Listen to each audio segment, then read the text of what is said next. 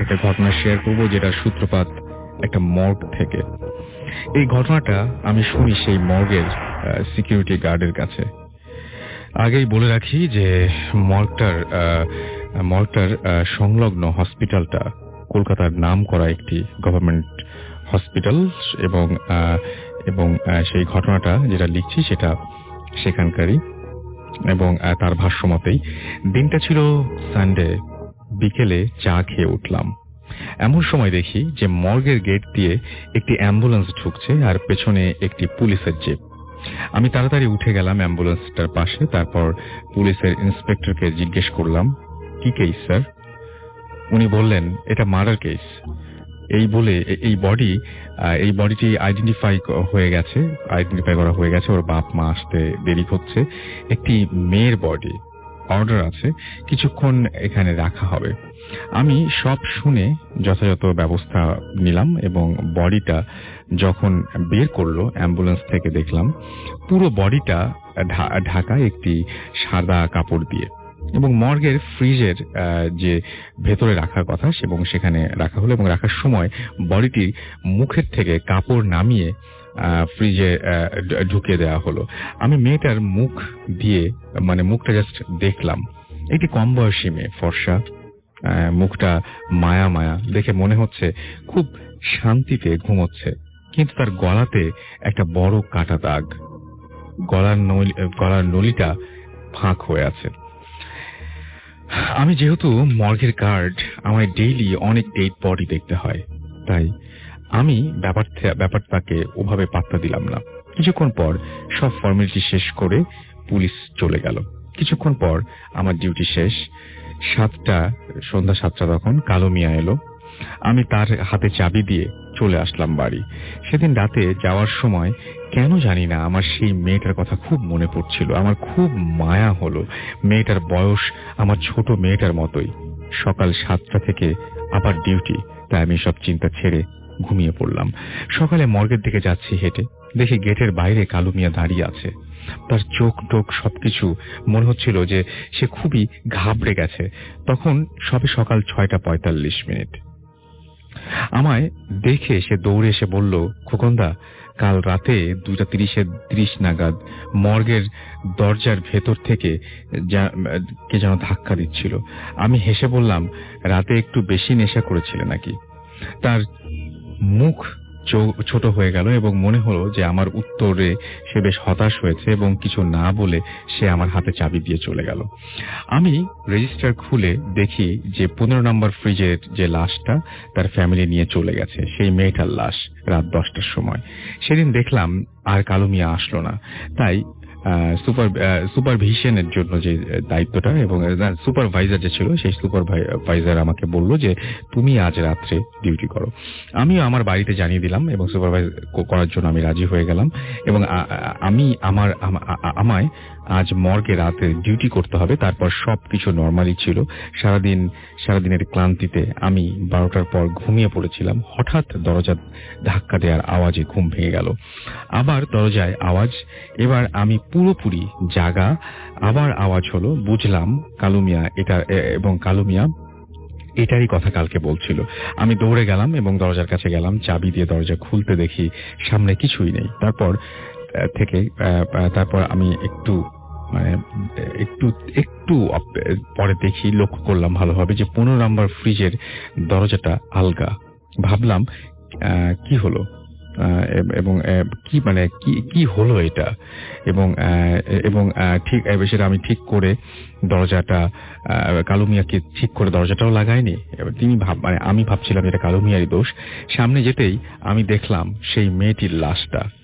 আমি চমকে যে ফ্রিজের থেকে একটু দূরে লাফিয়ে চলে আসলাম। পেছনে ঘুরে দৌড়ে বেরোতে গিয়ে দেখি যে দরজা আগলে সেই মেয়েটি দাঁড়িয়ে আছে। মাথাটা একটু সাইড হয়ে আছে, কিছুটা ঝুলছে। এরপর আমার আর কিছু মনে নেই। আমি নিজেকে চোখ খুলে নিজের ঘরে আবিষ্কার করি। দেখি আমার ছোট মেয়ে আমার পাশে বসে আছে। বলল, বাবা তুমি কেমন আছো? আমি জিজ্ঞেস করলাম কি হয়েছিল।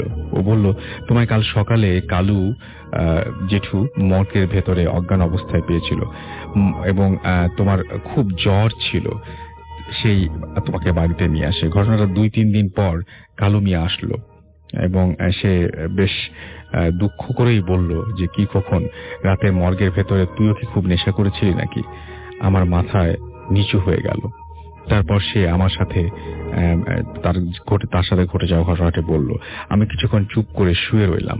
অনেক ভাবার পরেও এই ঘটনাটার আমার কাছে কোনো ব্যাখ্যা নেই, কিন্তু এখানেই শেষ নয় এবং তার মানে আরো ঘটনা আছে এবং ভালো লাগলে অবশ্যই শেয়ার করবেন। সেকেন্ড পার্টটা আমি পাঠিয়ে দেবো, আপনার সেকেন্ড পার্টের অপেক্ষায় আছি। যাই হোক, আমি পড়ছি। আসসালামু আলাইকুম রাসেল ভাই, জানি আপনি ভালো আছেন, কারণ আপনি সবসময় ভালোর দলে। আমি যে ঘটনাটি শেয়ার করব ভালো লাগলে পড়ে শোনাবেন। আমার নাম মোহাম্মদ জুয়েল রানা, পেশায় একজন পুলিশ কনস্টেবল, বাড়ি দিনাজপুর। সঙ্গত কারণে আমার আশা হলো না। ঘটনাটি 2007 সালে আমার চাচা মোহাম্মদ মাইজার রহমানের সাথে। ছোট থেকেই আমার চাচার কাছেই বড় হওয়া। চাচা একটি মহিলা কলেজের প্রভাষক এবং চাচি হাই স্কুলের শিক্ষিকা এবং 5 বৎসরের একটি মেয়ে নিয়ে তাদের সংসার। সে সময় আমি সবেমাত্র চাকরিতে যোগদান করেছি, বাড়ি থেকে অনেক দূরে। আমার চাচা জ্বালানি কাঠের জন্য একটি পুরাতন আম গাছ এক প্রতিবেশীর কাছ থেকে ক্রয় করবে বলে ঠিক করে। একটি তারিখও নির্ধারণ করা হয় যে 3-4 দিন পর গাছটি কাটা হবে। যেদিন গাছটি কাটা হবে তার ঠিক একদিন আগে চাচাকে স্বপ্নের মাধ্যমে 2জন লোক এসে বলল, মাইজার, তুই গাছটি কাটিস না, কাটলে তোর অনেক বড় বিপদ হবে। আমার চাচা এসবে বিশ্বাস না করে পরের দিন গাছটি কাটার জন্য 2জন মিস্ত্রিকে নিয়ে গাছটি কাটা শুরু করলো। গাছের ডাল শেকড় কাটতে কোনো সমস্যা হয়নি, কিন্তু মূল গাছটি কাটতে গিয়ে দেখলো যে ফিনকি দিয়ে তরতাজা রক্ত বের হচ্ছে। একটি মুরগি জবাই করলে যতটুকু রক্ত হয় ঠিক সেরকম। আমার চাচা তো জ্ঞান হারানোর মতো অবস্থায় কি করলো সে। যাই হোক, 10-12 দিন সব ঠিকঠাক চলছিল। 29 আগস্ট 2007 বাড়িতে ফোন দিয়ে জানতে পারলাম চাচার ভীষণ জ্বর, সম্পূর্ণ শরীরে ব্যথা। বিশেষজ্ঞ সব ডাক্তার দেখানো হয়েছে, কিন্তু রিপোর্ট সবকিছু স্বাভাবিক। কবিরাজ নিয়ে আসা হলো, ঝাড়ফুঁক, বাড়ি বন্ধ করা, সবকিছু হলো, কিন্তু কোনো কিছুতে কোনো কাজ হলো না। এবার জিন হাজির করানোর পালা। আমার চাচাতো ভাই লুৎফর, উনি তুলা রাশির লোক, ওনার শরীরে জিন হাজির করা হবে। কবিরাজ সাহেব সবকিছু আয়োজন করে জিন হাজির করলেন এবং তাকে জিজ্ঞাসা করা হলো মাইজার সাহেবের বর্তমান অবস্থার কারণ কি। এবং রাগান্বিত অবস্থায় কেউ একজন বলল যে ওকে গাছটি কাটার জন্য না করেছিলাম, ও গাছটি 150 বছর ধরে আমরা সেখানে বাস করছি। আমরা 11 ভাই। আমার ছোট ভাই ওখানে কাটা পড়ে, আমরা ওকে বাঁচতে দেব না। উপস্থিত সবাই তার কাছে মাফ চাইলো। এভাবে অনেকক্ষণ তার কাছে আকুতি মিনতি করা হলো। সে বলল আমি মাফ করতে পারি, কিন্তু আমার বড় ভাই সে মাফ করবে না, সে খুব রাগী। আমাদের যেমন বিভিন্ন ধর্মের লোকেরা রয়েছে, তাদের মধ্যে সেরকম আমাদের যেরকম বিভিন্ন ধর্মের মধ্যে আবার জাত রয়েছে বিভিন্ন, তাদের মধ্যে সেরকম রয়েছে এবং এই জাতটা নাকি খুবই হিংস্র। বলে রাখা ভালো যে লুৎফর ভাই তুলারাশির মানুষ এবং হওয়ায় সে একটি ভালো জিন এবং তার কাছে তুলারাশি জাতক হওয়ায় আগে থেকেই তার কাছে একটা জিন থাকতো এবং পরের দিন তার সাথে থাকা জিনটি হাজির করা হলো এবং প্রশ্ন করা হলো। জবাবে তারা বলল সেটা হচ্ছে তারা হচ্ছে মাসানের জাত, তাদেরকে বশে আনা খুব কঠিন, তারপরেও আমি চেষ্টা করব। আমার দোস্ত লুৎফরকে আমি সব শিখিয়ে দেব। এরপর থেকে লুৎফর ভাই মসজিদের কোনো এক কোণে গিয়ে সবসময় চোখ বন্ধ করে বসে থাকতো। বাড়িতে কোনো কিছু খেত না, জিজ্ঞেস করলে বলতো যে খেয়েছি। মাঝে মাঝে কয়েকদিনের জন্য গায়েব হয়ে যেত, কেউ খুঁজে পেত না। 2-3 দিন পর নতুন সাদা পায়জামা পাঞ্জাবি পরে চলে আসতো, অথচ কাপড় কেনার মতো তার সাধ্য ছিল না। জিজ্ঞেস করলে বলতো যে বন্ধুর বাসায় গিয়েছিলাম, উটের মাংস, পোলাও এসে ইত্যাদি খেয়ে আসলাম। এবং সে কোরআন শরীফ পড়তে পারতো না, এখন মুখস্থ পড়তে পারে। অন্যদিকে চাচার জ্বর আসে আবার যায়। আমি বাড়িতে গেলাম, আমি নিজে থার্মোমিটার দিয়ে চেক করে দেখি মাঝে মাঝে জ্বর 108 ডিগ্রি অতিক্রম করে বা 106 ডিগ্রি অতিক্রম করে। আমি নিজেকে বিশ্বাস করতে পারি না। মসজিদের জানালা দিয়ে দেখলাম যে লুৎফর ভাই মাথা নিচে করে বসে আছে। কথা বলতেই বলল যে জুয়েল, তুই এসেছিস, তুই তো পুলিশ, নে আপেল খা। বলেই কোথা থেকে যেন একটা আপেল বের করে দিল। আমি হাতের মধ্যে আমার হাতের মধ্যে আতর মাখিয়ে দিল। অন্যরকম একটা সুগন্ধ ছিল, আমি বলে বোঝাতে পারবো না। যাই হোক, লুৎফর ভাই জিনের বাদশাকে নামানোর জন্য একটি অন্ধকার ঘর বেছে নিল, অনেক কিছুর আয়োজন করলো। রাত 2টায় জিনের বাদশাকে হাজির করা শুরু হলো এবং আমি এবং সবাই এবং সে একটা সময় আসলো এবং চাচার অবস্থার উন্নতির ব্যাপারে সে মানে জানতে চাইল, অবস্থার ব্যাপারে জানতে চাইলো। উনি বললেন যে ওরা খুব খারাপ জাত, কথা শোনে না এবং কিন্তু চাচার উন্নতি হয় না। তারপরেও ডাক্তারি চিকিৎসা এবং তিনি বলছেন যে গরু কেটে গ্রামের মানুষকে খাওয়াবেন আর 5 ওয়াক্ত নামাজ পড়তে বলবেন, কিন্তু এতে করেও চাচার কোনো উন্নতি হয় না। তারপরেও ডাক্তারি চিকিৎসা চলছিল।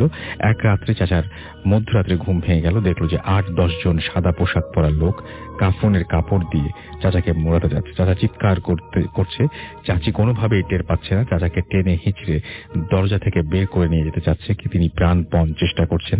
একসময় মাটিতে পড়ে গেলে চাচি তাকে উদ্ধার করে।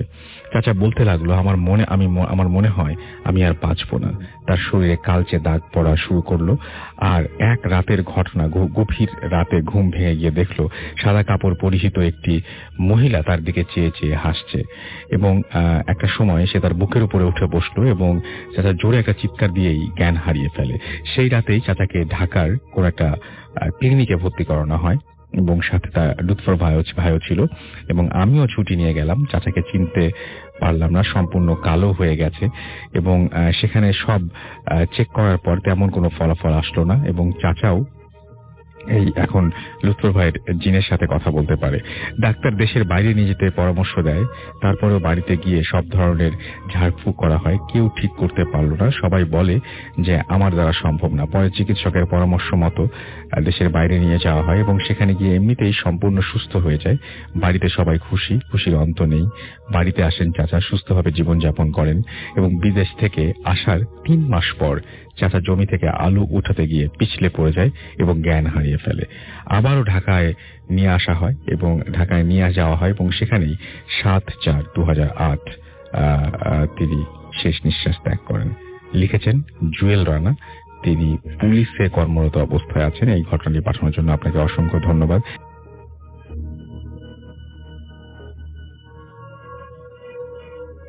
আমরা একটা ছোট্ট আরেকটা ঘটনা শুনে আসি এবং এই ঘটনাটা একটা ইমেইল এবং সেই ইমেইলটা আমি পড়ছি। আমাদের সঙ্গে যেভাবে পাঠিয়েছেন সেভাবেই পড়ছি আমি। রাসেল ভাইয়া, আমি ইসরাত উত্তরা থেকে এনএসইউতে অ্যাকাউন্টিং পড়ছি আর ভূত এফএমের অনেক বড় ফ্যান সিন্স 2014। আমার স্টোরিটা খুব একটা বানানো লাগবে কিনা জানি না, কিন্তু যখনই কাউকে এটার ব্যাপারে বলেছি অনেকেই আমাকে বিশ্বাস করে নাই। ঘটনাটা আমার ফ্রেন্ড সার্কেলের মধ্যে 3 জনের সাথে হয়, আমি, সাদিয়া ও তারান্নুম। ঘটনাটা 2011-র। আমাদের এক্সাম শেষ হওয়ার খুশিতে আমরা সাদিয়ার বাসায় স্লিপ ওভারের জন্য যাই এবং সারাদিন ঘুরে বেড়াই এবং বিকেলে ওর বাসার ছাদে আমরা আড্ডা দিচ্ছিলাম এবং গল্প করতে করতে মাগরিবের আজান দিয়ে দেয়। আর সাদিয়া বলে যে এখন চল, ছাদে থাকা ঠিক হবে না, মানে ছাদে থাকা যাবে না। তো আমরা না করার আগেই বিল্ডিং এর দারোয়ান চলে আসে এবং তারপরে ওখানে যাওয়ার আগে, ওখান থেকে মুভ করার আগে চলে আসে এবং আমাদেরকে ঘরে চলে যেতে বলে। আমরা নিচে নেমে পড়ি এবং ঘরে ফিরে আমরা মুভি দেখতে দেখতে সময় কাটাই। রাত 10:45-এ আমরা খেয়াল করি যে আমার ফোন খুঁজে পাওয়া যাচ্ছে না। অনেক খোঁজার পর আমি মনে হলো যে হয়তো ছাদেই রেখে এসেছি। তারপর আমি একাই ছাদে যাই এবং ফোনটা আনার জন্য গিয়ে দেখি ছাদে তালা। নিচে নেমে সাদিয়াকে বলি যে আমার ফোনে কল দিতে এবং ছাদের কাছে আবারও যাই। প্রথমে সে যেটা করে সেটা যেতে চাচ্ছিল না। এরপর তাও গেল চাবি নিয়ে। উপরে উঠে আমরা দেখি ছাদ খোলা। আমার ক্লিয়ারলি মনে ছিল যে একটা তালা লাগানো ছিল একটু আগে।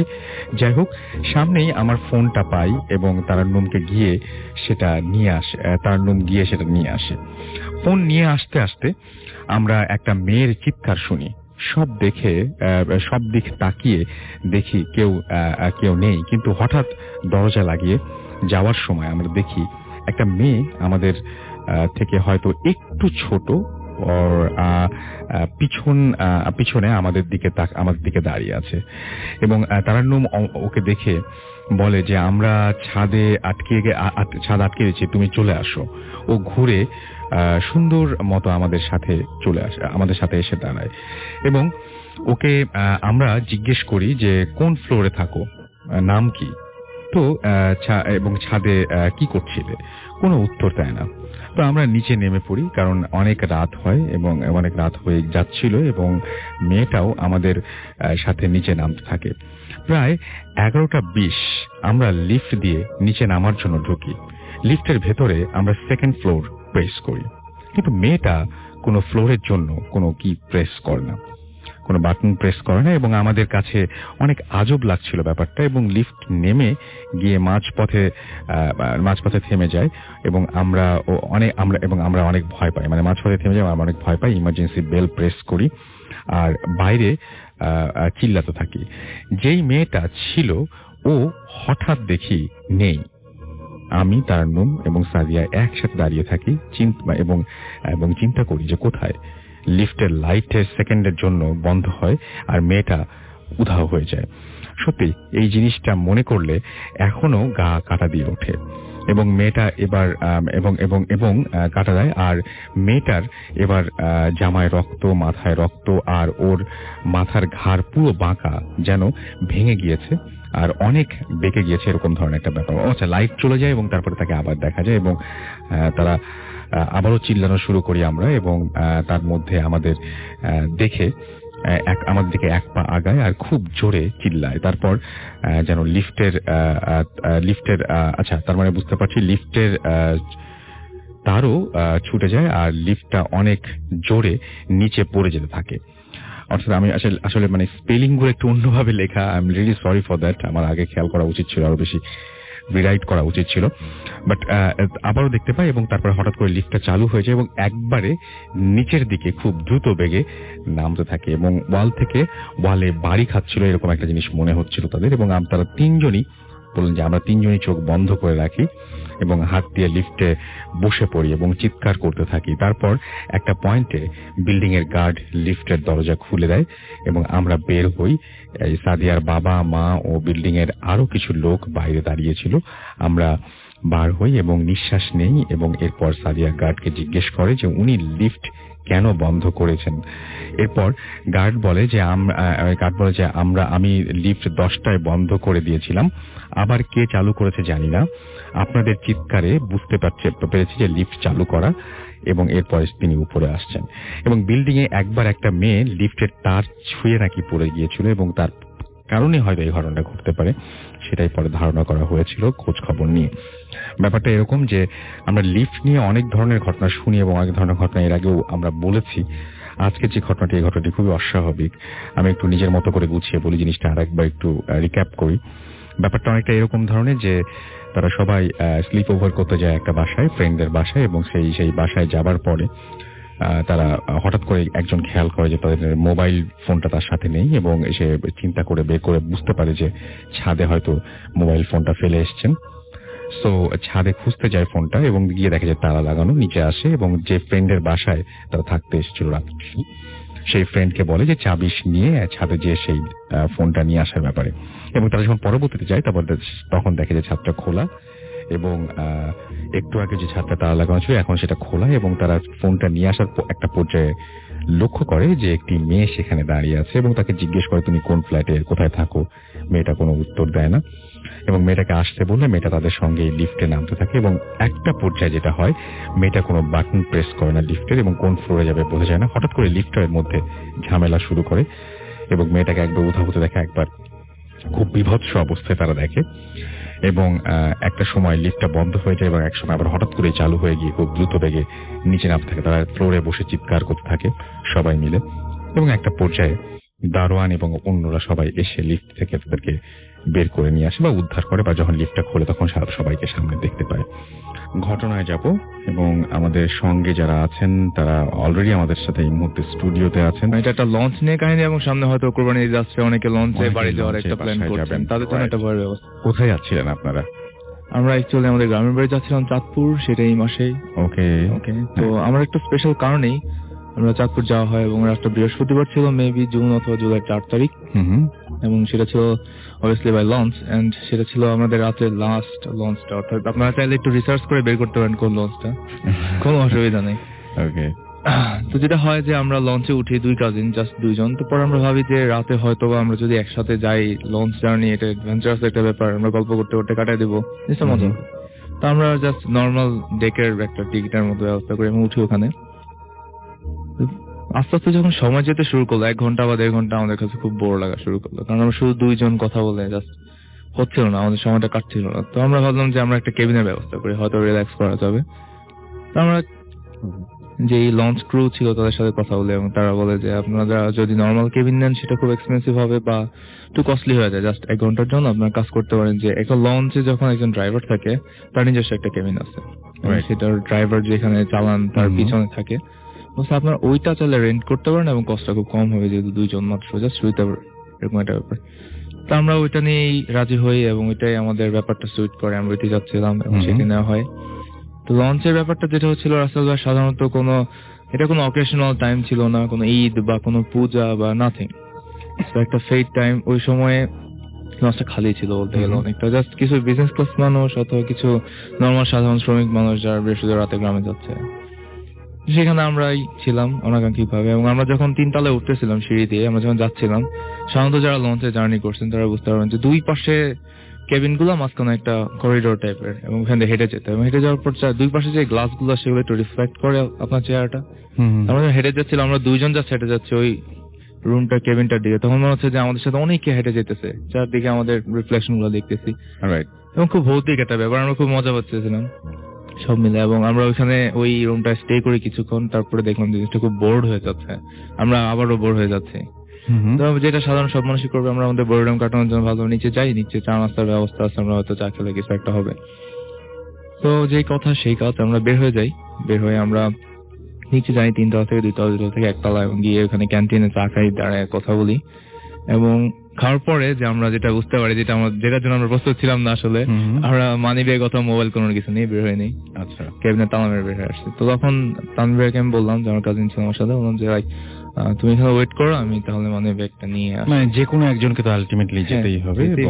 তো আমি আমার মন মতো জাস্ট কানেকশন লাগায় গান শুনতে শুনতে হাঁটা দিলাম এবং চলে গেলাম। এরপর আস্তে আস্তে আমার মেমোরিটা ফেড করা শুরু করছে, এবং এরপরে ব্যাপারটা আমি ক্লিয়ারলি বলতে পারতেছি না, আমার ভাইয়া ওইটা শেয়ার করবে। আচ্ছা, ও যখন আপনার নিচতলা থেকে উপরে চলে গেল 3 তলাতে আনার জন্য, 3 তলায় যখন আনার জন্য চলে গেল, তো আপনার মাঝখানে কিছু টাইম ছিল, তো যে টাইমটা আমার প্রিভিয়াস কিছু আপনার মেমোরিজ ছিল, তো আমি বেসিক্যালি ওই মেমোরিজ গুলোর জন্যই, ওই জিনিসগুলো নিয়ে আমি চিন্তা করতেছিলাম। তো মেমোরিজ গুলো হচ্ছে লাইক দ্যাট, আমার লাইফে একটা পার্সন ছিল যে আমার মানে অনেক ইম্পর্টেন্স কেউ ছিল, যার সাথে এখন আমার কোনো কন্টিনিউ নেই। তো ও হয়তো শুনতেছে, ও জিনিসটা বুঝবে। তো আমি বেসিক্যালি ওকে শোনানোর জন্য, কারণ ওর সাথে কোনো কন্ট্যাক্ট নেই, দ্যাটস ওয়াই আমি জিনিসটা শেয়ার করা, তো শুনে আমার কথাগুলো আর ও শুনতেছে, সেটার জন্য ওকে মেনি মেনি থ্যাঙ্কস। তো এখানে এই চিন্তাগুলো করতে করতে ওর সাথে যখন আমি চিন্তা করতেছি ওর কথাগুলো, তখন প্রায় 15 থেকে 20 মিনিটস চলে যাচ্ছে আমার। তো লাস্ট টাইম একটা সময় বুঝলাম যে আমার প্লাস 20 মিনিটস গন। দেন তারপর আমাকে যে 4 দোকানদার ওকে বললাম যে ভাইয়া ও তো আসতেছে না, তো আপনি একটু ওয়েট করেন, আমি একটু যাই দেখি যে ওর কি অবস্থা। দেন আমিও উঠলাম। তো উঠার পর আপনার 3 তলায় যখন আমি সিঁড়িটা ক্রস করতেছি, তখন ওই মুভমেন্টে আমার সিঁড়ি থেকে আমাদের 2 সাইডের 2টা কেবিনের মাঝখান দিয়ে জিনিসটা দেখা যাচ্ছে, রুমটা। তো দেন আমি রুমটা যখন তাকাই, তখন দেখি যে আমার কাজিন জাস্ট স্টেড, ও বসে আছে আপনার কেবিন, আরেকটা সাইডের কেবিনের সাথে গা দিয়ে জাস্ট বসে ওইদিকে তাকাই আছে রুমটার দিকে। তো জিনিসটা আমার একটু কনফিউশন, কারণ হচ্ছে ও গেলে রুমের ভিতরে থাকবে, ওর লাইক দ্যাট রুমের বাইরে অথবা দাঁড়ানো অবস্থায়, ও বাট বসে কেন আছে, তা আবার আপনার নিচে ফ্লোরে। তো ওই জিনিসটার জন্য আমি ওর সাথে দৌড়াই যাই যে কি হয়েছে, তুমি বসে আছো। ও কোনো কথাই বলতেছে না আমার সাথে, জাস্ট আমাকে ইশারা করলো যে ভাই তুমি রুমের দিকে তাকাও, রুমের কোন একটা দিকে জাস্ট মানে ইশারা করলো, দরজা ছিল, কথা বলার শক্তি ছিল না বা কিছু একটা, সে হাত দিয়ে ইশারা করে বলল যে এই দিকে তাকাও তুমি। তো জাস্ট ওর কথা মতো আমি তাকালাম। তো যারা জাহাজ লঞ্চে গেছে ওরা দেখবে একটা রুমের ভিতরে আপনার এসি থাকা সত্ত্বেও আর একটা সিলিং ফ্যান লাগানো থাকে, নট একটা সিলিং ফ্যান, টেবিল ফ্যান গুলা জাস্ট আপনার ওয়ালের সাথে দোলানো থাকে। তো দেন আমি ওই দিকটা যখন তাকালাম, তো তাকানোর পরে বেসিক্যালি আমি কনফিউজ যে আমি স্টিল ওটা দেখছি কিনা, বাট আমি দেখছি জিনিসটা হচ্ছে এটা একটা বাচ্চা শিশু যাকে কিনা একটা ওই সিলিং ফ্যান, ওই ফ্যানটার সাথে আপনার ঝুলায় রাখা হয়েছে, একটা পা বেঁধে আর একটা পা হচ্ছে ছাড়া, মানে লাইক দ্যাট হচ্ছে আপনার যারা কখনো বাজারে গিয়েছেন ওরা দেখবেন একটা গরুর রান যেভাবে ঝুলানো থাকে, ঠিক লাইক দ্যাট ওই টাইপের, উল্টো করে ঝুলানো, উল্টো করে ঝুলানো। বাচ্চাটা ছেলেটার মাথাটা হচ্ছে নিচের দিকে আর ওর পাটা হচ্ছে উপরে। তো তখন হচ্ছে আমি এই জিনিসটা জাস্ট দেখলাম, তো দেখার লাইক দ্যাট মানে অন্য পাশ থেকে, কারণ যেহেতু আমি দরজা দিয়ে তাকানো, তো পাশে দরজার পাশে আপনার আরো একটা সাইড ছিল রুমের, তো ওই সাইড থেকে একটা মানুষ আসলো, যেটা আমি কনফিউজ যে ও কেন আসছে আমি কখনো বুঝিনি, যে কারণ একটা রুমটা ভাড়া নিচ্ছে আমি আর আমার কাজিন, এখানে অন্য একটা মানুষ কোত্থেকে আসবে। দেন উনি আসছে, তো উনি আসার পর দেখলাম যে ছেলেটার আপনার পিঠের দিক থেকে আপনার যেহেতু উল্টো করে ঝুলানো, আপনার উপর থেকে নিচের দিকে ওর যে চামড়াটা আছে গায়ের, ওই চামড়াটা মানে একটা ধারালো কিছু দিয়ে মানে ছুলতেছে, মানে লাইক গরু যখন কোরবানি করার পর যখন চামড়াটা ছুলে ওটা জবাই যাবো লাইক ওই টাইপের ছিল এই জিনিসটা। তো ওইখানে দেখলাম, তো যেহেতু একটা মানুষের চামড়া ছুলতেছে অবভিয়াসলি ওর রক্ত পড়বে, আর বাচ্চাটা কোনো মানে নড়াচড়া না, কোনো কিছু না। তো একটু পরে খেয়াল করলাম যে বাচ্চাটার চোখটা ছিল হচ্ছে, আপনি কঙ্কাল দেখছেন মেবি, কঙ্কালটার ভিতরে যখন চোখ থাকে না, জাস্ট খুলির একটা অংশ দেখা যায়, যার কোনো চোখ নেই, কোনো কিছু লাইক অন্ধকার লাগে ওই টাইপের। তো যখন ওর যখন রক্ত পড়তেছে তখন আমি খেয়াল করলাম যে বিছানা যে জিনিসটা, ওই বিছানাটার ভিতরে ব্লাড পড়লে যে ধরনের রেড হয়ে যায় কালারটা, ওই টাইপের কালারটাই, কারণ আপনার যে লাইটটা ছিল হোয়াইট, তো ওই রেড কালারটা আরো বেশি করে প্রস্ফুটিত হচ্ছে, তারপরে চোখে পড়লো যে রেড জিনিসটা, তখন বুঝলাম যে চামড়াটা ছুলতে তখন কিছু রক্ত পড়ছে ওর নিচে।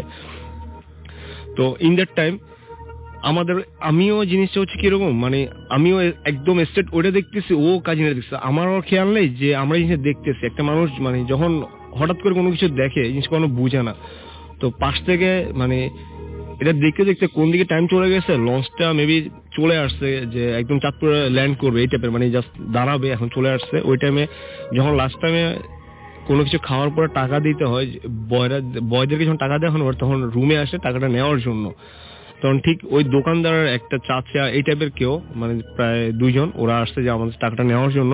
তো ওরা আসে দেখতেছে যে আমরা দুইজন বসা নিচে, তো চাচাটা এসে জাস্ট আমাদেরকে মানে ধাক্কা দিল। তো ধাক্কাটা দেওয়ার পরে তো আমাদের জিনিসটা হলো, তখন আমাদের সেন্সটা আবার ব্যাক আসছে যে আমরা কি দেখলাম। তো বাকিটা ওই বলুন।